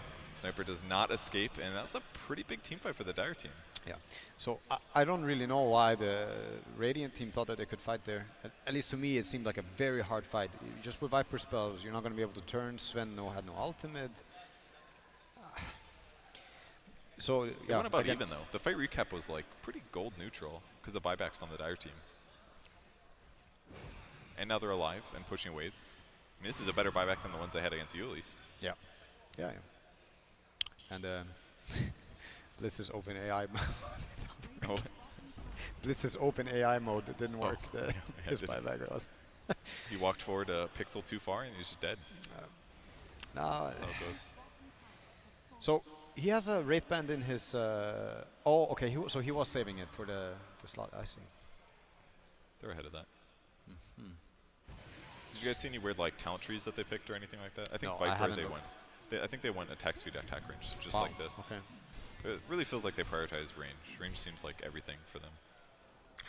Yeah. I mean, range is essentially, you could think of it similar to like movement speed and cast range, just like your ability to reach out and catch somebody when they can't affect you back. So Yeah, I can or see some of the punish benefits. them if they. Yeah. Have they been using any of the backpacks smartly from what you've seen? Well, like backpacking clarities and stuff. Yeah. I don't Stuff think like so. that. There was even a Like the time where, region no, I think that was a dead courier. How many times do you guys kill couriers? There's so So many. we killed a lot in the first game. I think we killed it 4 times or something. Yeah. 3 or 4. They put like, I saw one player with like a blacking bar recipe here, but I think that was just because they'd already bought the Ogre Club and it was in courier. But this guy, for example, he has a Wraith Band on him that he probably will get rid of. I'm not sure if they know how to sell, to be honest. Oh yeah. But they know how to move items out. They may have understanding because they definitely abuse. They use the backpack for sure. Yeah. As we can see, he decided to value the Mythical Hammer over the Ogre Club for the farm part. But he didn't think ahead. He did the.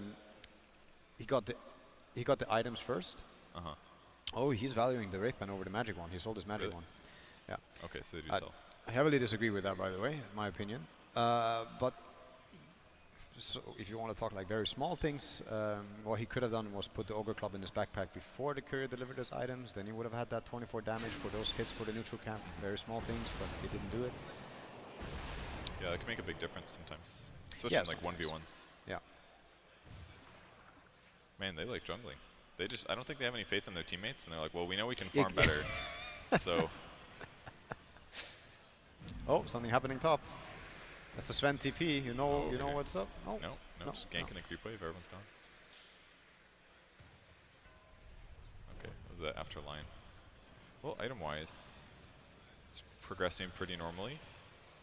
I mean, they should be very happy on Dire team. I think definitely their power spike has been for a while. I think they could force something if they decided to as a team. What about like going into ultra late game stuff? Do you think their heroes match up alright? So Sniper always falls off. Like, it's just the nature of the hero. He's part of having long range. Hero is dead by the hands of Owen. Isn't that tragic? I think Sniper always falls off. Like, if you want to talk super late game, I definitely would favor Radiant. Okay. Just because DP, Gyro, and Sven, and even Viper, they do something to cores later on that also help disable them. So yeah, you might have a Shaker and a Lion to stun a lot, but I don't think your Sniper Razor is going to cut it. Are they ready to fight? Here they go. The Sven jumps in and immediately runs away. Guess it's over. I mean, BKBs are used on both sides. The Fissure's going to definitely stop the fight, though. What do you think changed there? I mean, they got the CM kill and then they instantly went mid. Is that what No. Damn it, I've seen this movie before. Doesn't end well. Oh. He thought he had the opportunity. I mean, he was trying to force it. He saw. I mean, we saw the sniper use BKB before, right? So maybe they felt like they could fight. Was it hard to like force the bots to fight you guys sometimes? There was a lot of times you'd like run after them, teleport to the lane. So one thing that I think was exceptional by them is that they never really will get 5-man wiped, unlike humans. Humans are going to put themselves in a position where they can't get out. I feel like they're going to get in a position where maybe you're going to catch 2 to 3, maybe 4, which is still good enough. They're not going to like do this calculation where everything's going to be perfect always. I don't believe that, but I do think that they have a way of like positioning every single hero so well that they will never get like the biggest loss possible. Where you see that in a lot of human games. Yeah, where people overcommit or try to save a friend. Yeah. And positioning is the key there. Like they put themselves in a position where they can never get out. All kind of comes back to just the OpenAI knowing better what's safe and what's dangerous. And also just this small clicking. Ooh, what the? That was a good knife. Sometimes it's just got to come out, you know. Yeah. Oh, I just got a flashback to me and Topias trying to kill this Crystal Maiden. Oh yeah, that was a good moment. Monka, yes. Everyone enjoyed that one, I think. Oh no, the Aftershock not working because of the Nether Toxin on the ground. That's going to hurt Cap quite a bit here. Odie is looking pretty dead there, yeah. Just 2 humans trying to play against bots. Nothing new here. Oh, it didn't work out very well for sure. He did do the solo Echo Slam damage at least. Congratulations. Still not a trophy, man. Well, some human's going to win here, okay? Yeah, that's true. That's why we stacked it like this. Isn't that what Elon Musk said as well? If you can't beat him, you have to join him. So we're going to do some human uploading here. That's the plan. Sanjinasha for the Razor now. Nobody making Hurricane Pike. Do you think that's interesting? Oof, that was a quick 4-step. I like that. I like seeing that. Wow. Did you watch some of the turns against the Ricky that the enemy team was doing? It was crazy. It was like Topias would be right on top of them, and every time he'd auto attack, they'd turn around briefly, just so they never got backside damage. Oh, it was insane. So he really had a lot of trouble mid game rolling over that. Normally you're like, oh crap, the Ricky, I'm dead. You start running, but they would just turn around. It cost them like 3 extra seconds or something. Some of those little micro things are definitely amazing at still. But Hurricane Pike. No Hurricane Pikes here. Very common item in Pro Dota. Yeah. But they just stick with Force. I mean, it's not cost effective. As for, does he have Dragonlance on Sniper? Yeah, he had both. Oh, he does have Dragonlance. Yeah. I'm sorry, I'm thinking of somebody else. Yeah, no. So I think they might not want to value the Hurricane Pike unless they are building the. Yeah, this guy, he should probably look at it. I mean, it's like 400 gold at this point. Yeah, for the recipe. Yeah, I don't really know how much else gets upgraded from just the 2 components into the Hurricane Pike. But overall, Hurricane Pike is Dragonlance and the Hurricane Pike recipe. It's actually a lot of agility. It's like 8 agility. That's probably worth it. Yeah, for 400 gold, sure, why not? Okay. But yeah, Dragonlance, not that value of an item. I mean, it's been nerfed many times since it came out. Somebody BKB. BKB? There we go. Oh, that was. That was. No, but he's just trying to sync. He's trying to get in sync with what the. He's trying to speak their language, Yeah, so exactly. they trust him to push. Yes, exactly. No, he's like, I know how to play this game. Shaker is not echoing me. This guy's searching for him in the trees. Oh. Okay. Okay. Really wanted the kill, I guess. Here we have the typical Sven build, so he went the same build as in our game. Yes, I think he was planning Bloodthorn, but he did stick with the Crystallis for a long time. Not many item slots, I guess. And that's also interesting, right? He bought out, like he didn't save for his buyback. Oh, that's a good point. It's a wasted Oblivion stat anyway. What an idiot. What an idiot. So bad. We lost. I think they're trying to communicate with the human players to influence the bots. Look at the denies, dude. Yeah, it's scary, dude. Lane all mid. They're trying to tell the bots what to do, I think. Yeah, because it looks like the game might be complete stalemate, right? As they need the bots to be playing with them, but they're all hitting neutrals. If I remember correctly, I think they had some control over where the bots go. Like, they could instruct them. All right, so They only allow them to tell them what to do during the laning stage. That's what they're writing in ally chat apparently. Yeah, I see. Wow. So they're they changed their mind, or they're not fully programmed. So they're just gonna hit neutrals, I guess. See you guys in 3 hours. It turned into a EU pub. That's an everywhere pub, man. It's too much jungling. I guess it's time to look at some quick buys. This guy's gonna have his 4-7 if he wants it. Courier's not in base. I guess they don't put stuff on quick buy. It's already there. Oh, he's. What is this gonna be? I guess that's gonna have to be the Hurricane Pike. Yeah. I don't know. OD Pixel looking very dead here. OD Pixel read the message and he followed it. Yeah, I mean, it's a horrible Aegis usage. They're about to lose it. This Razor and Sniper being the most farmed heroes of the game, having done very little. Kills Batman. You know, it's kind of interesting because we're talking about the bots. What's he doing on Sniper? Oh, he's going to buy Hurricane Pike. Well, why is he walking there? I mean, this happens a lot in pubs. Sold the Wraith Band, did not buy teleports. That's a good point. Aggie treads? Oh, they don't tread switch. At all? It's all I don't strength. think So when so. they buy treads, is it then strength treads all around? Because this is an Aggie hero. Oh, well, we can take a look, I guess, at the see if any of my other hotkeys work quick. How many treads we have? It doesn't Got show one me on here. Viper, we got one on Gyro. As a whole, I mean, I don't see them tread switch. I think It's they all just strength. stick on it. Yeah, okay. Health is important, you know. I don't know about you, but I get caught on in treads all the time. Yeah, I mean, you're gonna get punished a lot if you try to play with the tread switch, but you feel like you have to, as a pro player anyway. Because that mana might matter in 10 seconds, Yeah, right? you're gonna kick yourself if it did matter and you didn't tread switch. Yeah. But I mean, there's a fine line. Most of the time, when a fight's about to break up, you just strength treads. Understand that you're human.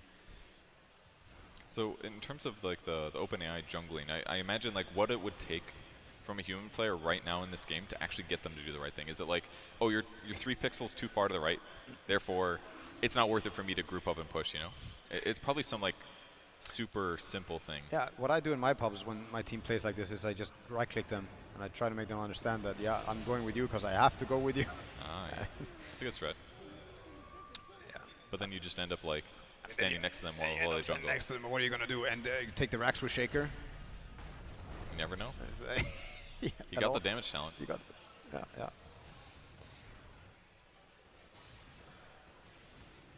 Ags on Gyro. I love See, this build. these ultimates, for example, right? They're worthless. I mean, you're saving maybe 1 second. Oh, He saves Slack Cannon. that part is true. He does save Flat Cannon. Viper getting what he deserves. That was kind of interesting. There's like 2 bots. Oh, I'm sorry. That was a bot and Sheever. No, Sheever just died.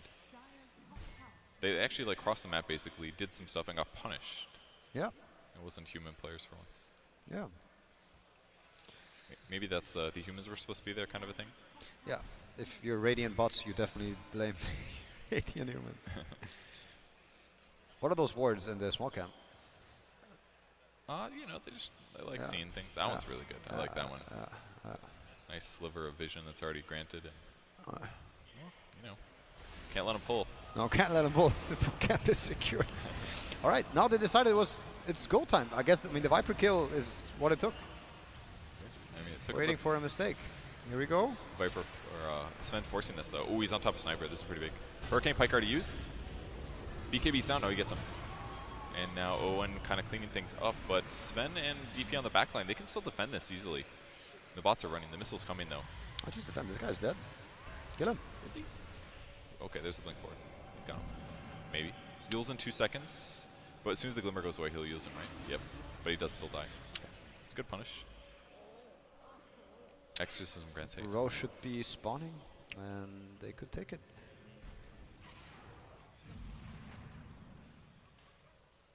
This could be a courier kill pretty easily. Oh, Oh, the you have- humans.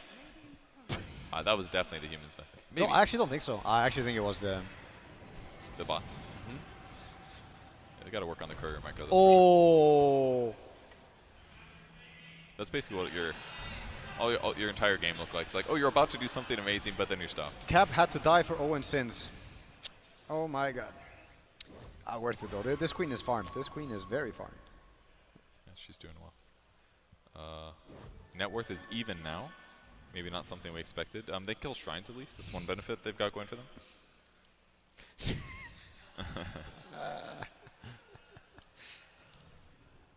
Oh god, there it is again. That's a great the one. infamous ward. Maybe needed an item slot or something. I swear, this is very close to a lot of my pubs. I have my lion blocking my camps, warding my base. That's a good question. Who is playing who's better? playing better? Who's playing better? I would have to give it to Dire a bit. Oh. That Viper fuck up was. Are you talking about the OpenAI bots or the players? I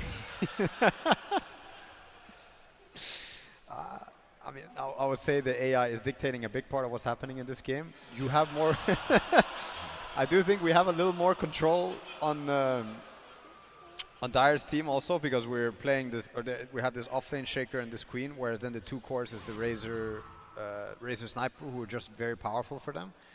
And Radiant, they just don't seem to be doing as much with their cores. I mean, Will has been trying, but every time it's like not on the same page as the bots. The bots don't seem to want to do it.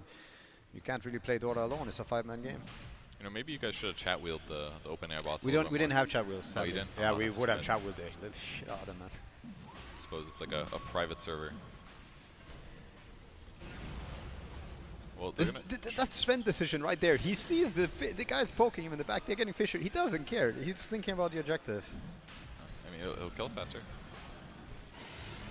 Deciding to easy. save the Bloodthorn for the potential fight. Thinking ahead. That was pretty sick. Bloodthorn from low ground, instant Yules. Easy kill. All right, now let's see what they do with this. They've got a hero advantage. Odie, they're jungling. Okay. Well, not entirely. This is actually not that bad to do. If you know your team's going to push, you don't need 4 heroes mid to push, for example. So Sven can, in the meantime, hit neutral camps on the way to push top. And the bots are actually shifting, trying to decide between going top and middle now. This is actually not that weird. But if you do the math, and if you have 2 4 stabs and a Shaker behind the Sniper, can they ever push against the Sniper? Like, push to the point where the Rax will die? Obviously, they can do a lot of tier 3 tower damage with some Exorcism. You're saying the sniper can defend all this? Look at him. He's so farmed.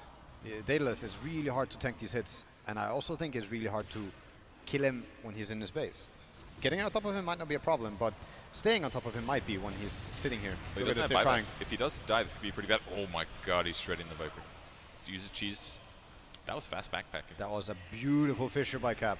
That's definitely one thing they're bad at, dealing with those fissure blocks Yes, like that. I agree. You guys have used that quite well. Oh no, the Oh, nether not toxin. again. It's so good against Earthshaker. Ah, get the fissure! Oh, they can't get him. Gyro lives, and now they're taking the racks. 3 heroes remaining. Sniper does not have BKB, so if they get on top of him, he will die. But he still has to somehow get the hits. Or they could just... They're going to get the Rex. Yeah, they're just going to hit buildings. OD Pixel will be up in a second, but, I mean, all he has is just an ultimate. He's just a damage hero. Shiver taking some damage. BKB. Okay. He's really safe. Wow, okay, they're just doing it. Well, this is a good way to defend now. They went offensive. Well, that was a really good use of Cheese and Aegis. That bought them the whole side top and tier 3 and brain tracks mid. That Viper, even though the Fisher was great and they killed them, the fact that Sniper had to BKB for that kill, and they still lost the Shaker in the end, that made it like a possible high ground. Normally you don't want to let them know that you're looking at them, but... But they do this to, I mean, we don't know why they're doing it, but they were doing these things where they're casting a spell where they need vision for it, like the Sniper ultimate. I don't remember, there was another hero in our game. And it makes us think that they have wards there. And it can't just be the lingering vision, it can be other things like you just stepping in for that millisecond and they get the vision that they need to instantly click the spell, whereas humans would never do it. Or it can just be that freaky ward that we were always suspecting. Yeah. So you're saying they would play a really good Spirit Breaker? Yeah, exactly. Like that is terrifying, right? If you have a Spirit Breaker player who has his monitor on the whole map, who's dead? Is it Gyro? Oh boy. That's a pretty huge kill, considering... Oh, this was a new ward, maybe. Here's the backstab. They did not like how the fight started, so they were doing a full retreat. Yeah, they weren't ready. I think the Viper was moving around to put the ward down, and he did it, but it was after the fight had already started. So potentially he was Oh, late. something happening? Oh, thank you. OD Pixel super sounds. Used both options to get out. Now he's in trouble. But they've got a lead. Dire team's owning. Oh, they got this. It's over.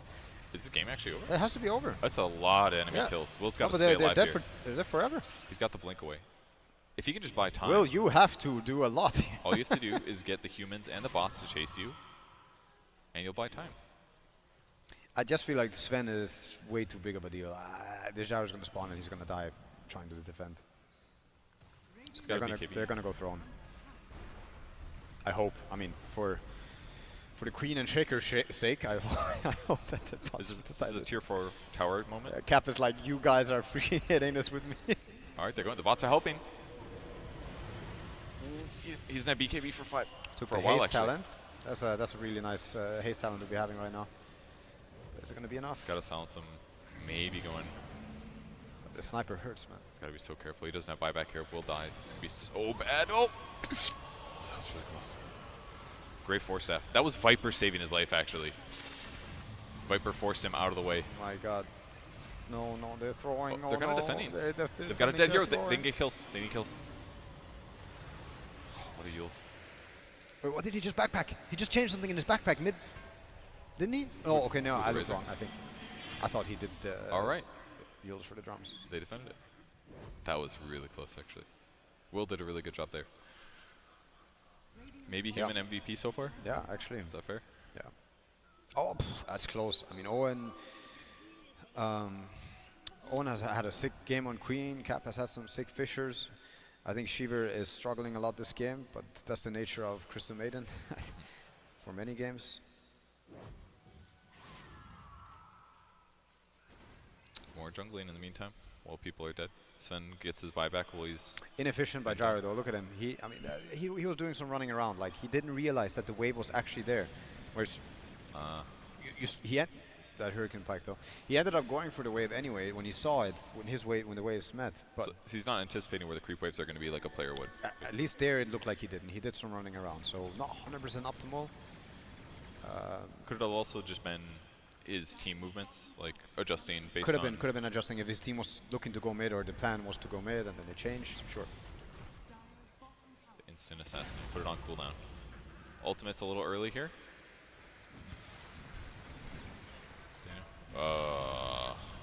Oh boy. That bot's down. I think he was expecting Cap to echo sign there. I blame it on Cap. Ah shit. That Viper Q hurts. Viper strike DPS here. And that's a mega creep. Yeah, I thought Dire for sure had this game, but now it's going to be really... Oh. Don't worry, Cap, That's nobody's EX. watching. No, it's not. He's still alive, though. Oh, never mind. Will clean it up here. The Lion bot running for his life. He's going to live. Sniper dealing damage in the meantime. Will's going to get cleaned up. And now they can win. There's buybacks available on the that Radiant buyback team. from Gyrocopter, this is how they're going to lose. This is how they're going to lose. Yeah, look at the Gyro, he's running down mid. No, change is bad. Where's the gyro? He's going butterfly next. I mean, All right, so they're not allowed to die in the Viper or Gyro. At least being caught off in a bad position for no trade. they're hunting. Yeah, this guy might be dead. This is a really big problem. Now they might lose the throne. But they're not looking at the mid wave. The mid wave is the key to getting the throne. I mean, It's in the river. there's still... So if they manage to protect this wave and get it to the throne, this is when they can keep killing people and potentially win the game. But they're spending all this time running around to kill Viper and stuff. And Yeah, all that but did was one buy him hero- like 20 seconds. Yeah, one hero could have caught the wave mid, and we would have already been looking at the tier 4s mid if they wanted. But then it would have been a 3v2. But, oh man, look how the bots are playing. They're actually just splitting them up. Big Yules to throw Sven in the air. Like, the Dire team doing this, and in the meantime, what's the Lion doing? This guy can't defend against Mega Creeps by himself. He's just gonna die. He's an There's AI. a fight going on. Razor in trouble now. Sniper getting auto-attacked as well. There's the call-down damage, and now he is looking dead. Buyback instantly from Sniper. 5 heroes alive now. Still a couple dead on the Radiant team, but if they can get some pick-offs, it'll help out. Dire's middle tower is under attack. Cap going to be disabled as oh, He can do it's going to be close. Okay, he gets up. Okay. I mean, it's hard turn. There's blood thrown up again. Now it looks really hard for Dyer. I mean, it's been looking hard for Dyer for about 3 minutes here, I think. Yeah, well, now it's just looking grim. Viper's going to respawn. They're all going to be stuck in their base, and it's going to be a slow choke. 2 boots. Yeah. So Sniper's Probably BOTs. backpack. Don't Google it. He's probably looking for BOTs, if I had to guess. Oh, OD Pixel just died. Oh. Oh, the old Radiance. Wait, what did he die to? I didn't see. Oh, it was probably Wait, just the whole but team. I saw the Shiver smiley face. Is that? I'm sure she was there, yeah. little response kill. Oh, Shiver in a little trouble here, but... You baited. Oh, man. The Bloodthorn is so ready here. Line in trouble running away. Will using his ult as well, but he's taking a lot of damage from Sniper. He's got to be careful. He's got to gap close, get in the air, something. Get some health. He instantly gets he killed. got critted. Finger of Death being used there to finish him off, and now they're running back to their fountain to heal, but they do have a disadvantage. 3 heroes versus 5. And what does the Radiant do? They say, let's go check Roshan. No. Yeah, maybe. No.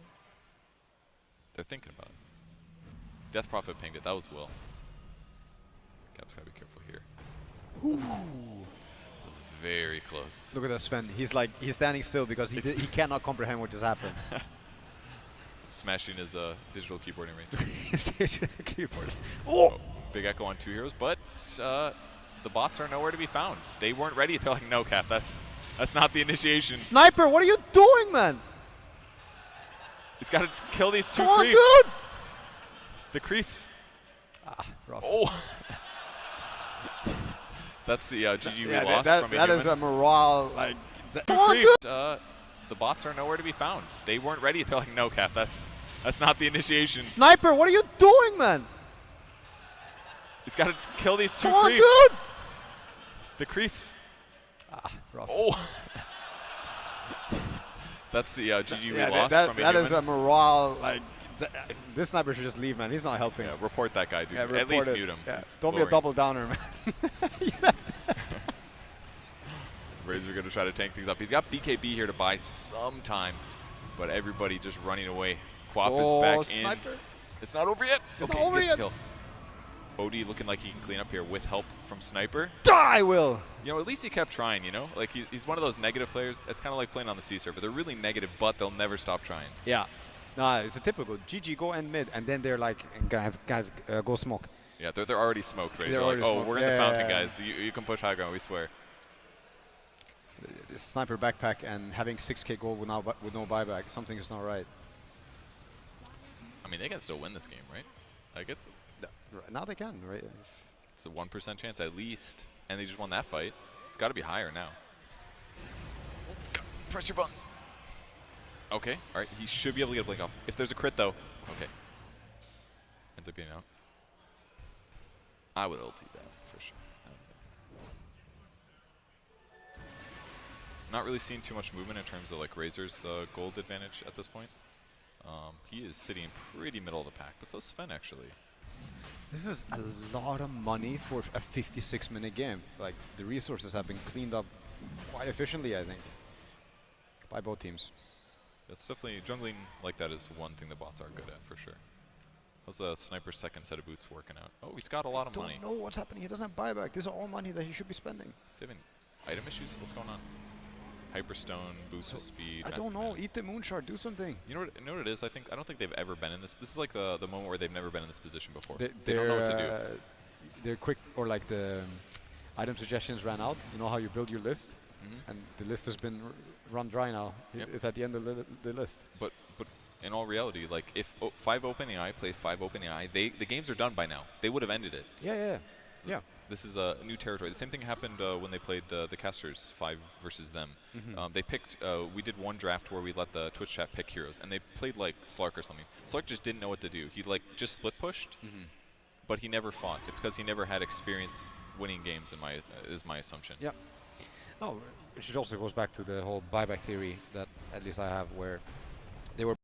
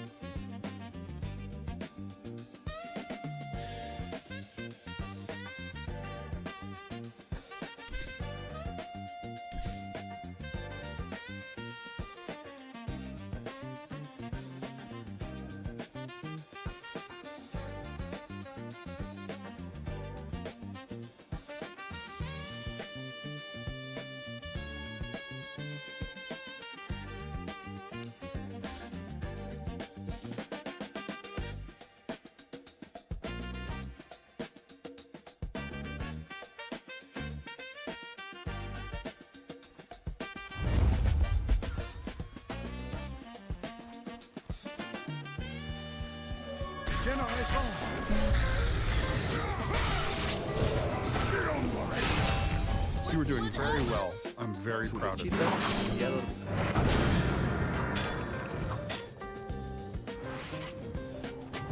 Dire's bottom tower is under attack.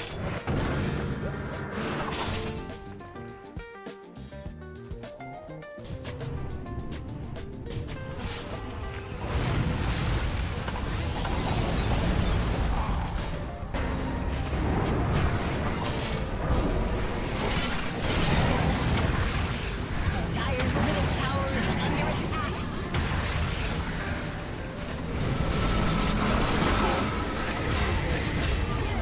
Dire's middle tower is under attack.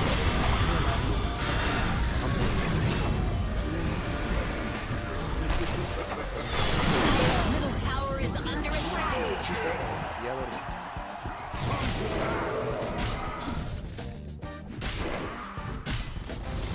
Dire's middle tower has fallen. Dire's middle tower is under attack.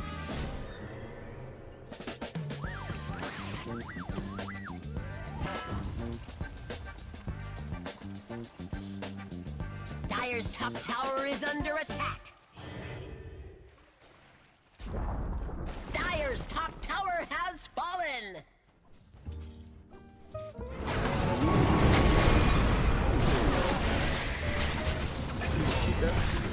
Will your master show himself, or must I seek him out? Into war's teeth! Dire's middle tower is under attack.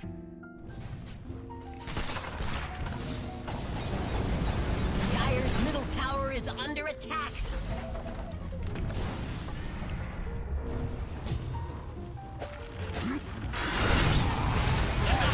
Reinforce their structure.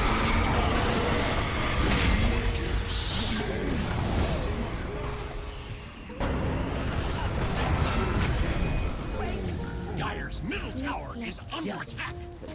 Radiant's bottom tower is under attack.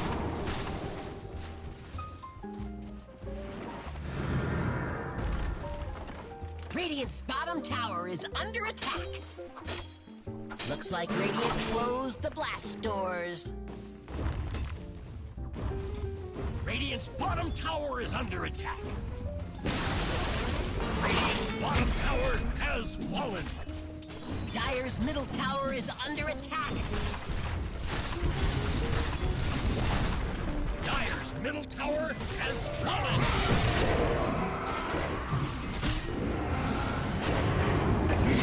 Monster kill!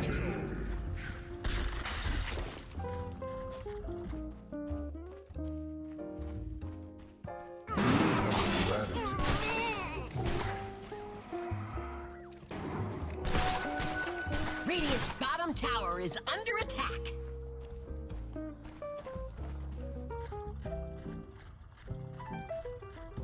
Dire's top tower is under attack. Go! Dire's top tower is under attack. Dire's top tower has fallen.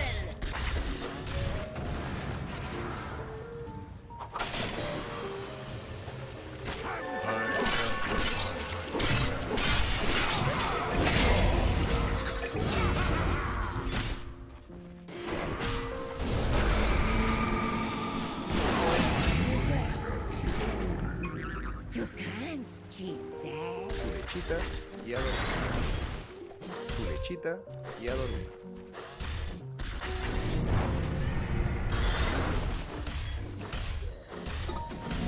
Dire's middle tower is under attack.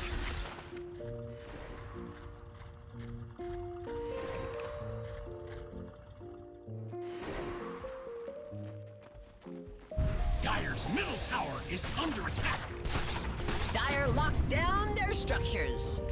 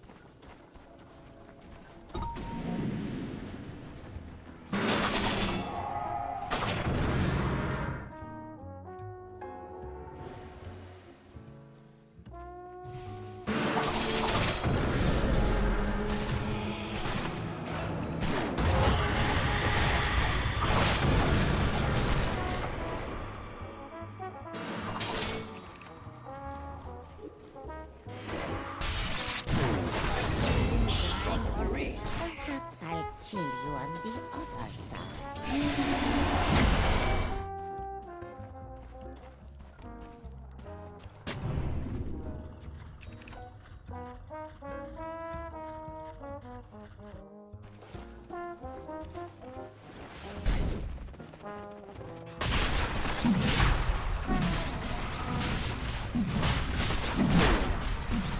Dire's bottom tower is under attack. Roshan has fallen to the Radiant.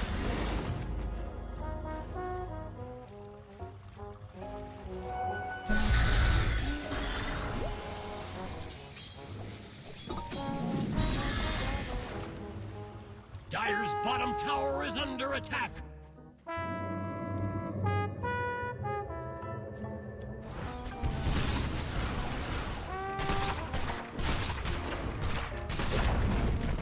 Dire's bottom tower has fallen. Radiant's top tower is under attack. I restore my connection to the void. Radiant's top tower is under attack.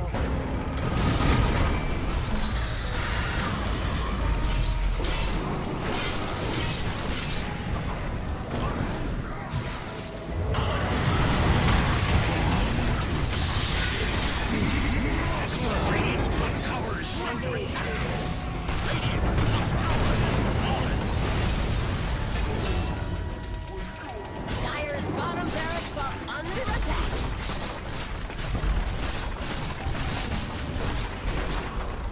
Dire's bottom barracks have fallen.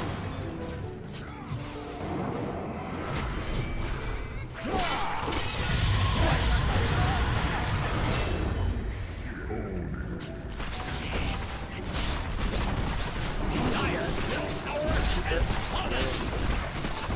Dire's middle barracks are under attack.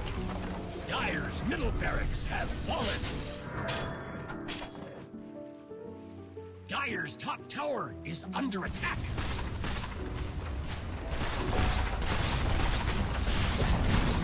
Dire's top tower has fallen. Dire's top barracks are under attack.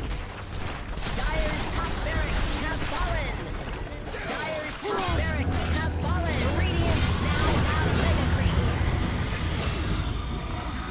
You can't cheat.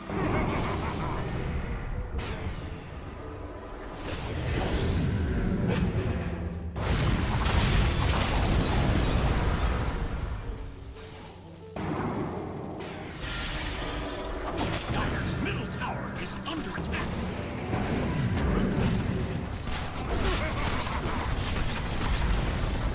Dire's middle tower has fallen. Dire's middle tower is under attack.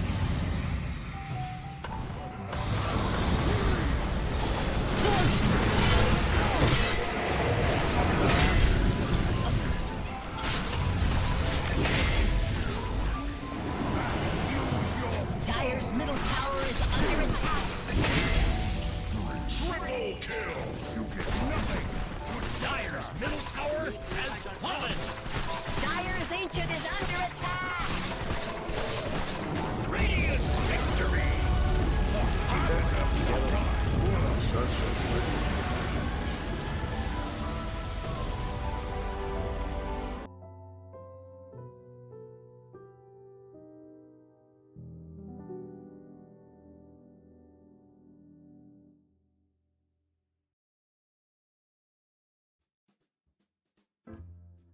Thank you.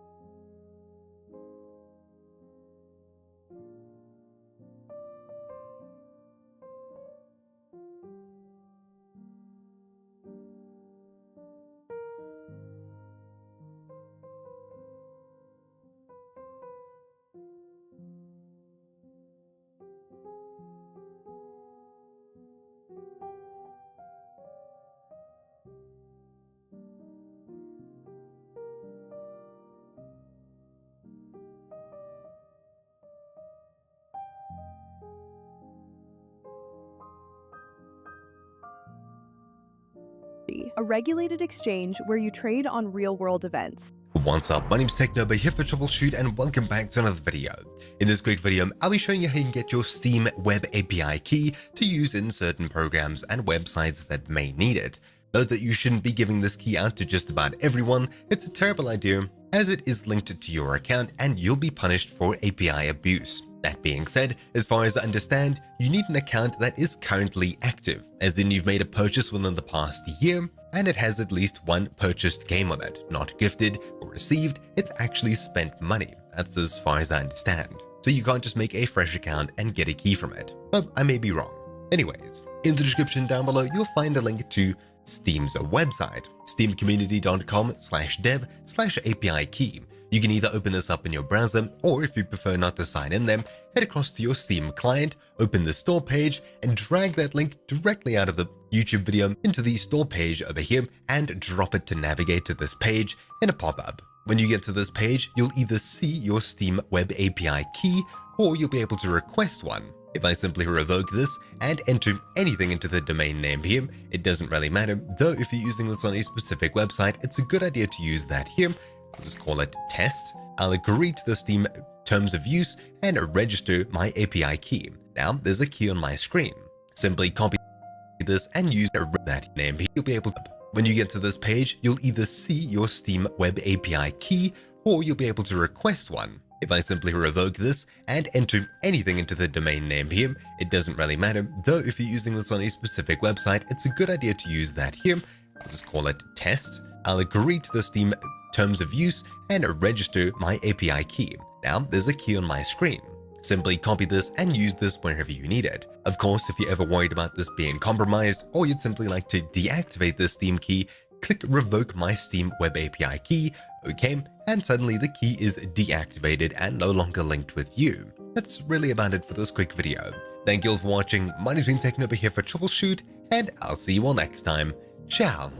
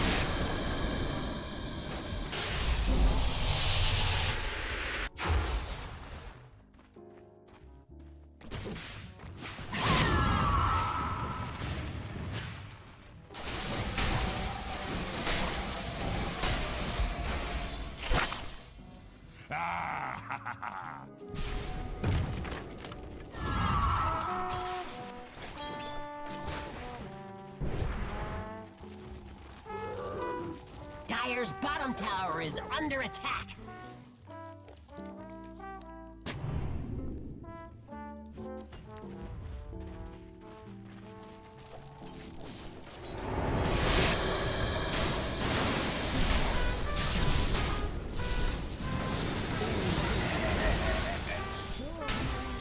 That cuts no ice. Dire's bottom tower is under attack. Radiant's middle tower is under attack.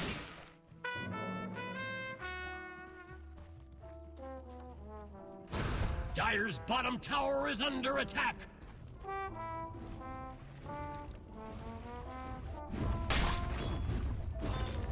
Dire's bottom tower is under attack. Radiant's top tower is under attack.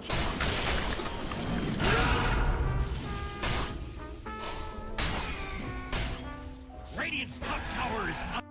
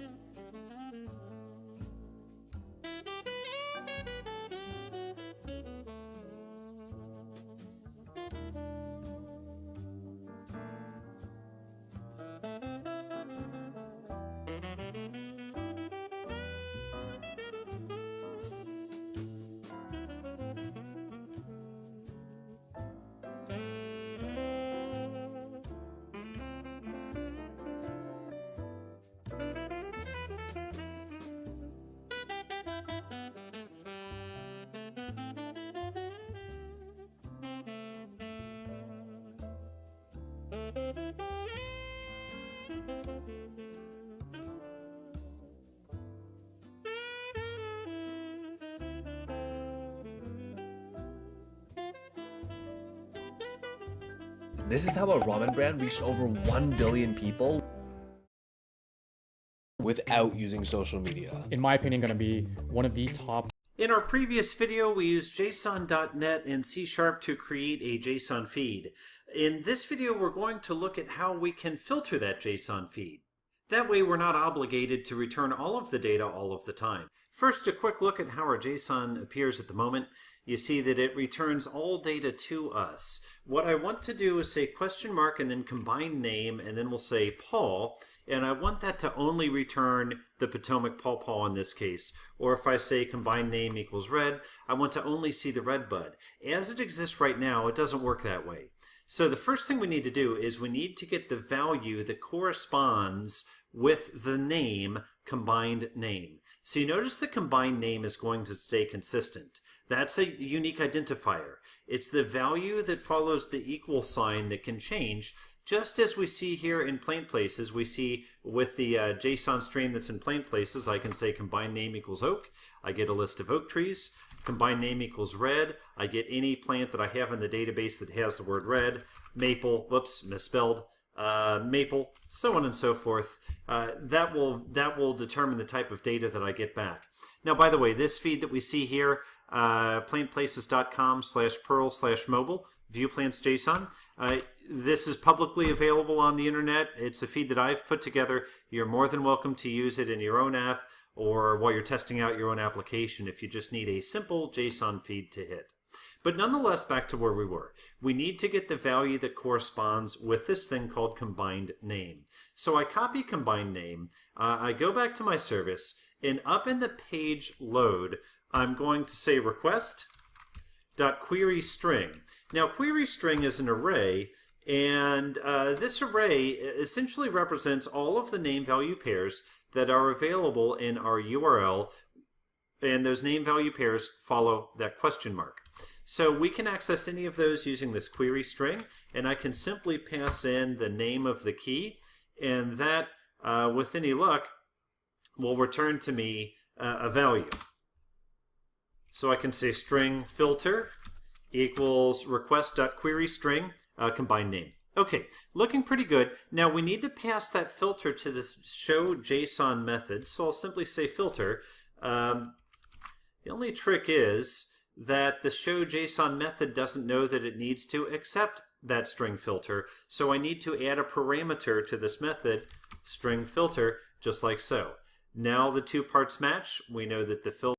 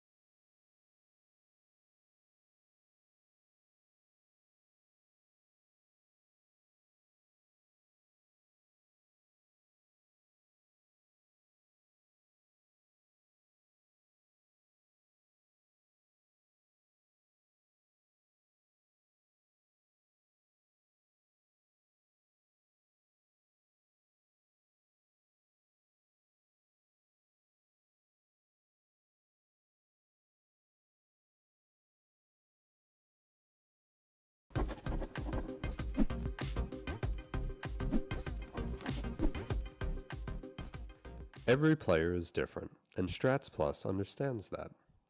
To allow for unique configurations, every user has access to their personal settings, which is available in the top right dropdown.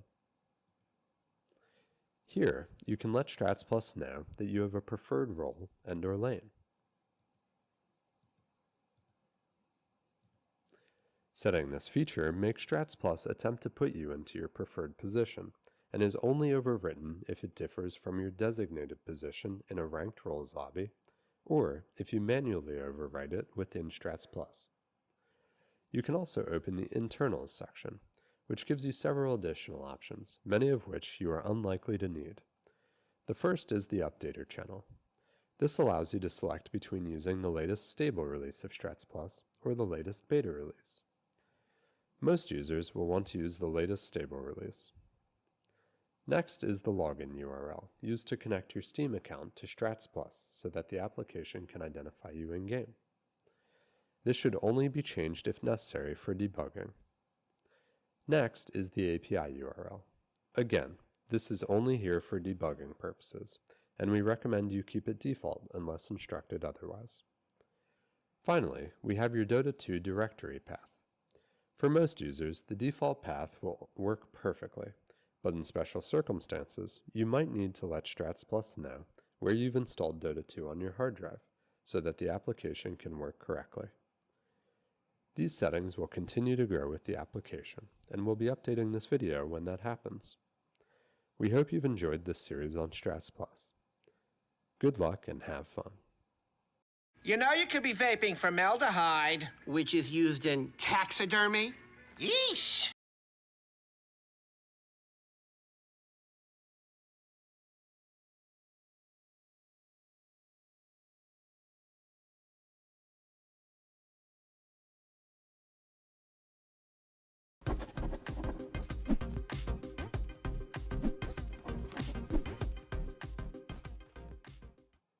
It's Strats Plus's job to respond to any change in your draft by providing the best possible decisions that can be made in response.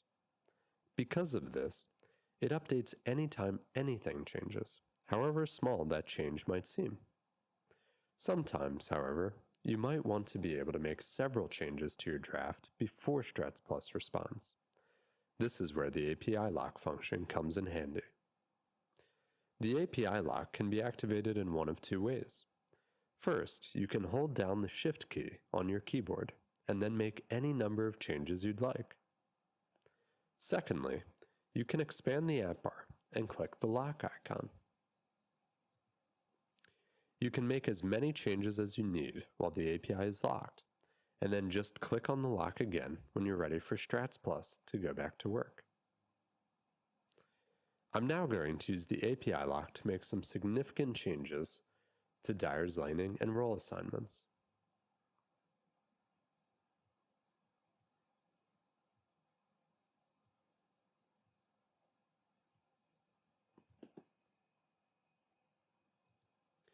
There we go. That was a lot faster and easier than it would have been if I tried to make those changes one by one.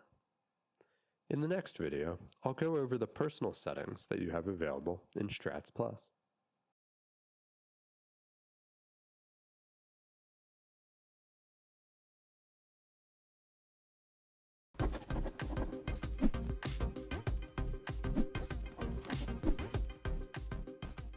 Every player is different, and Strats Plus understands that.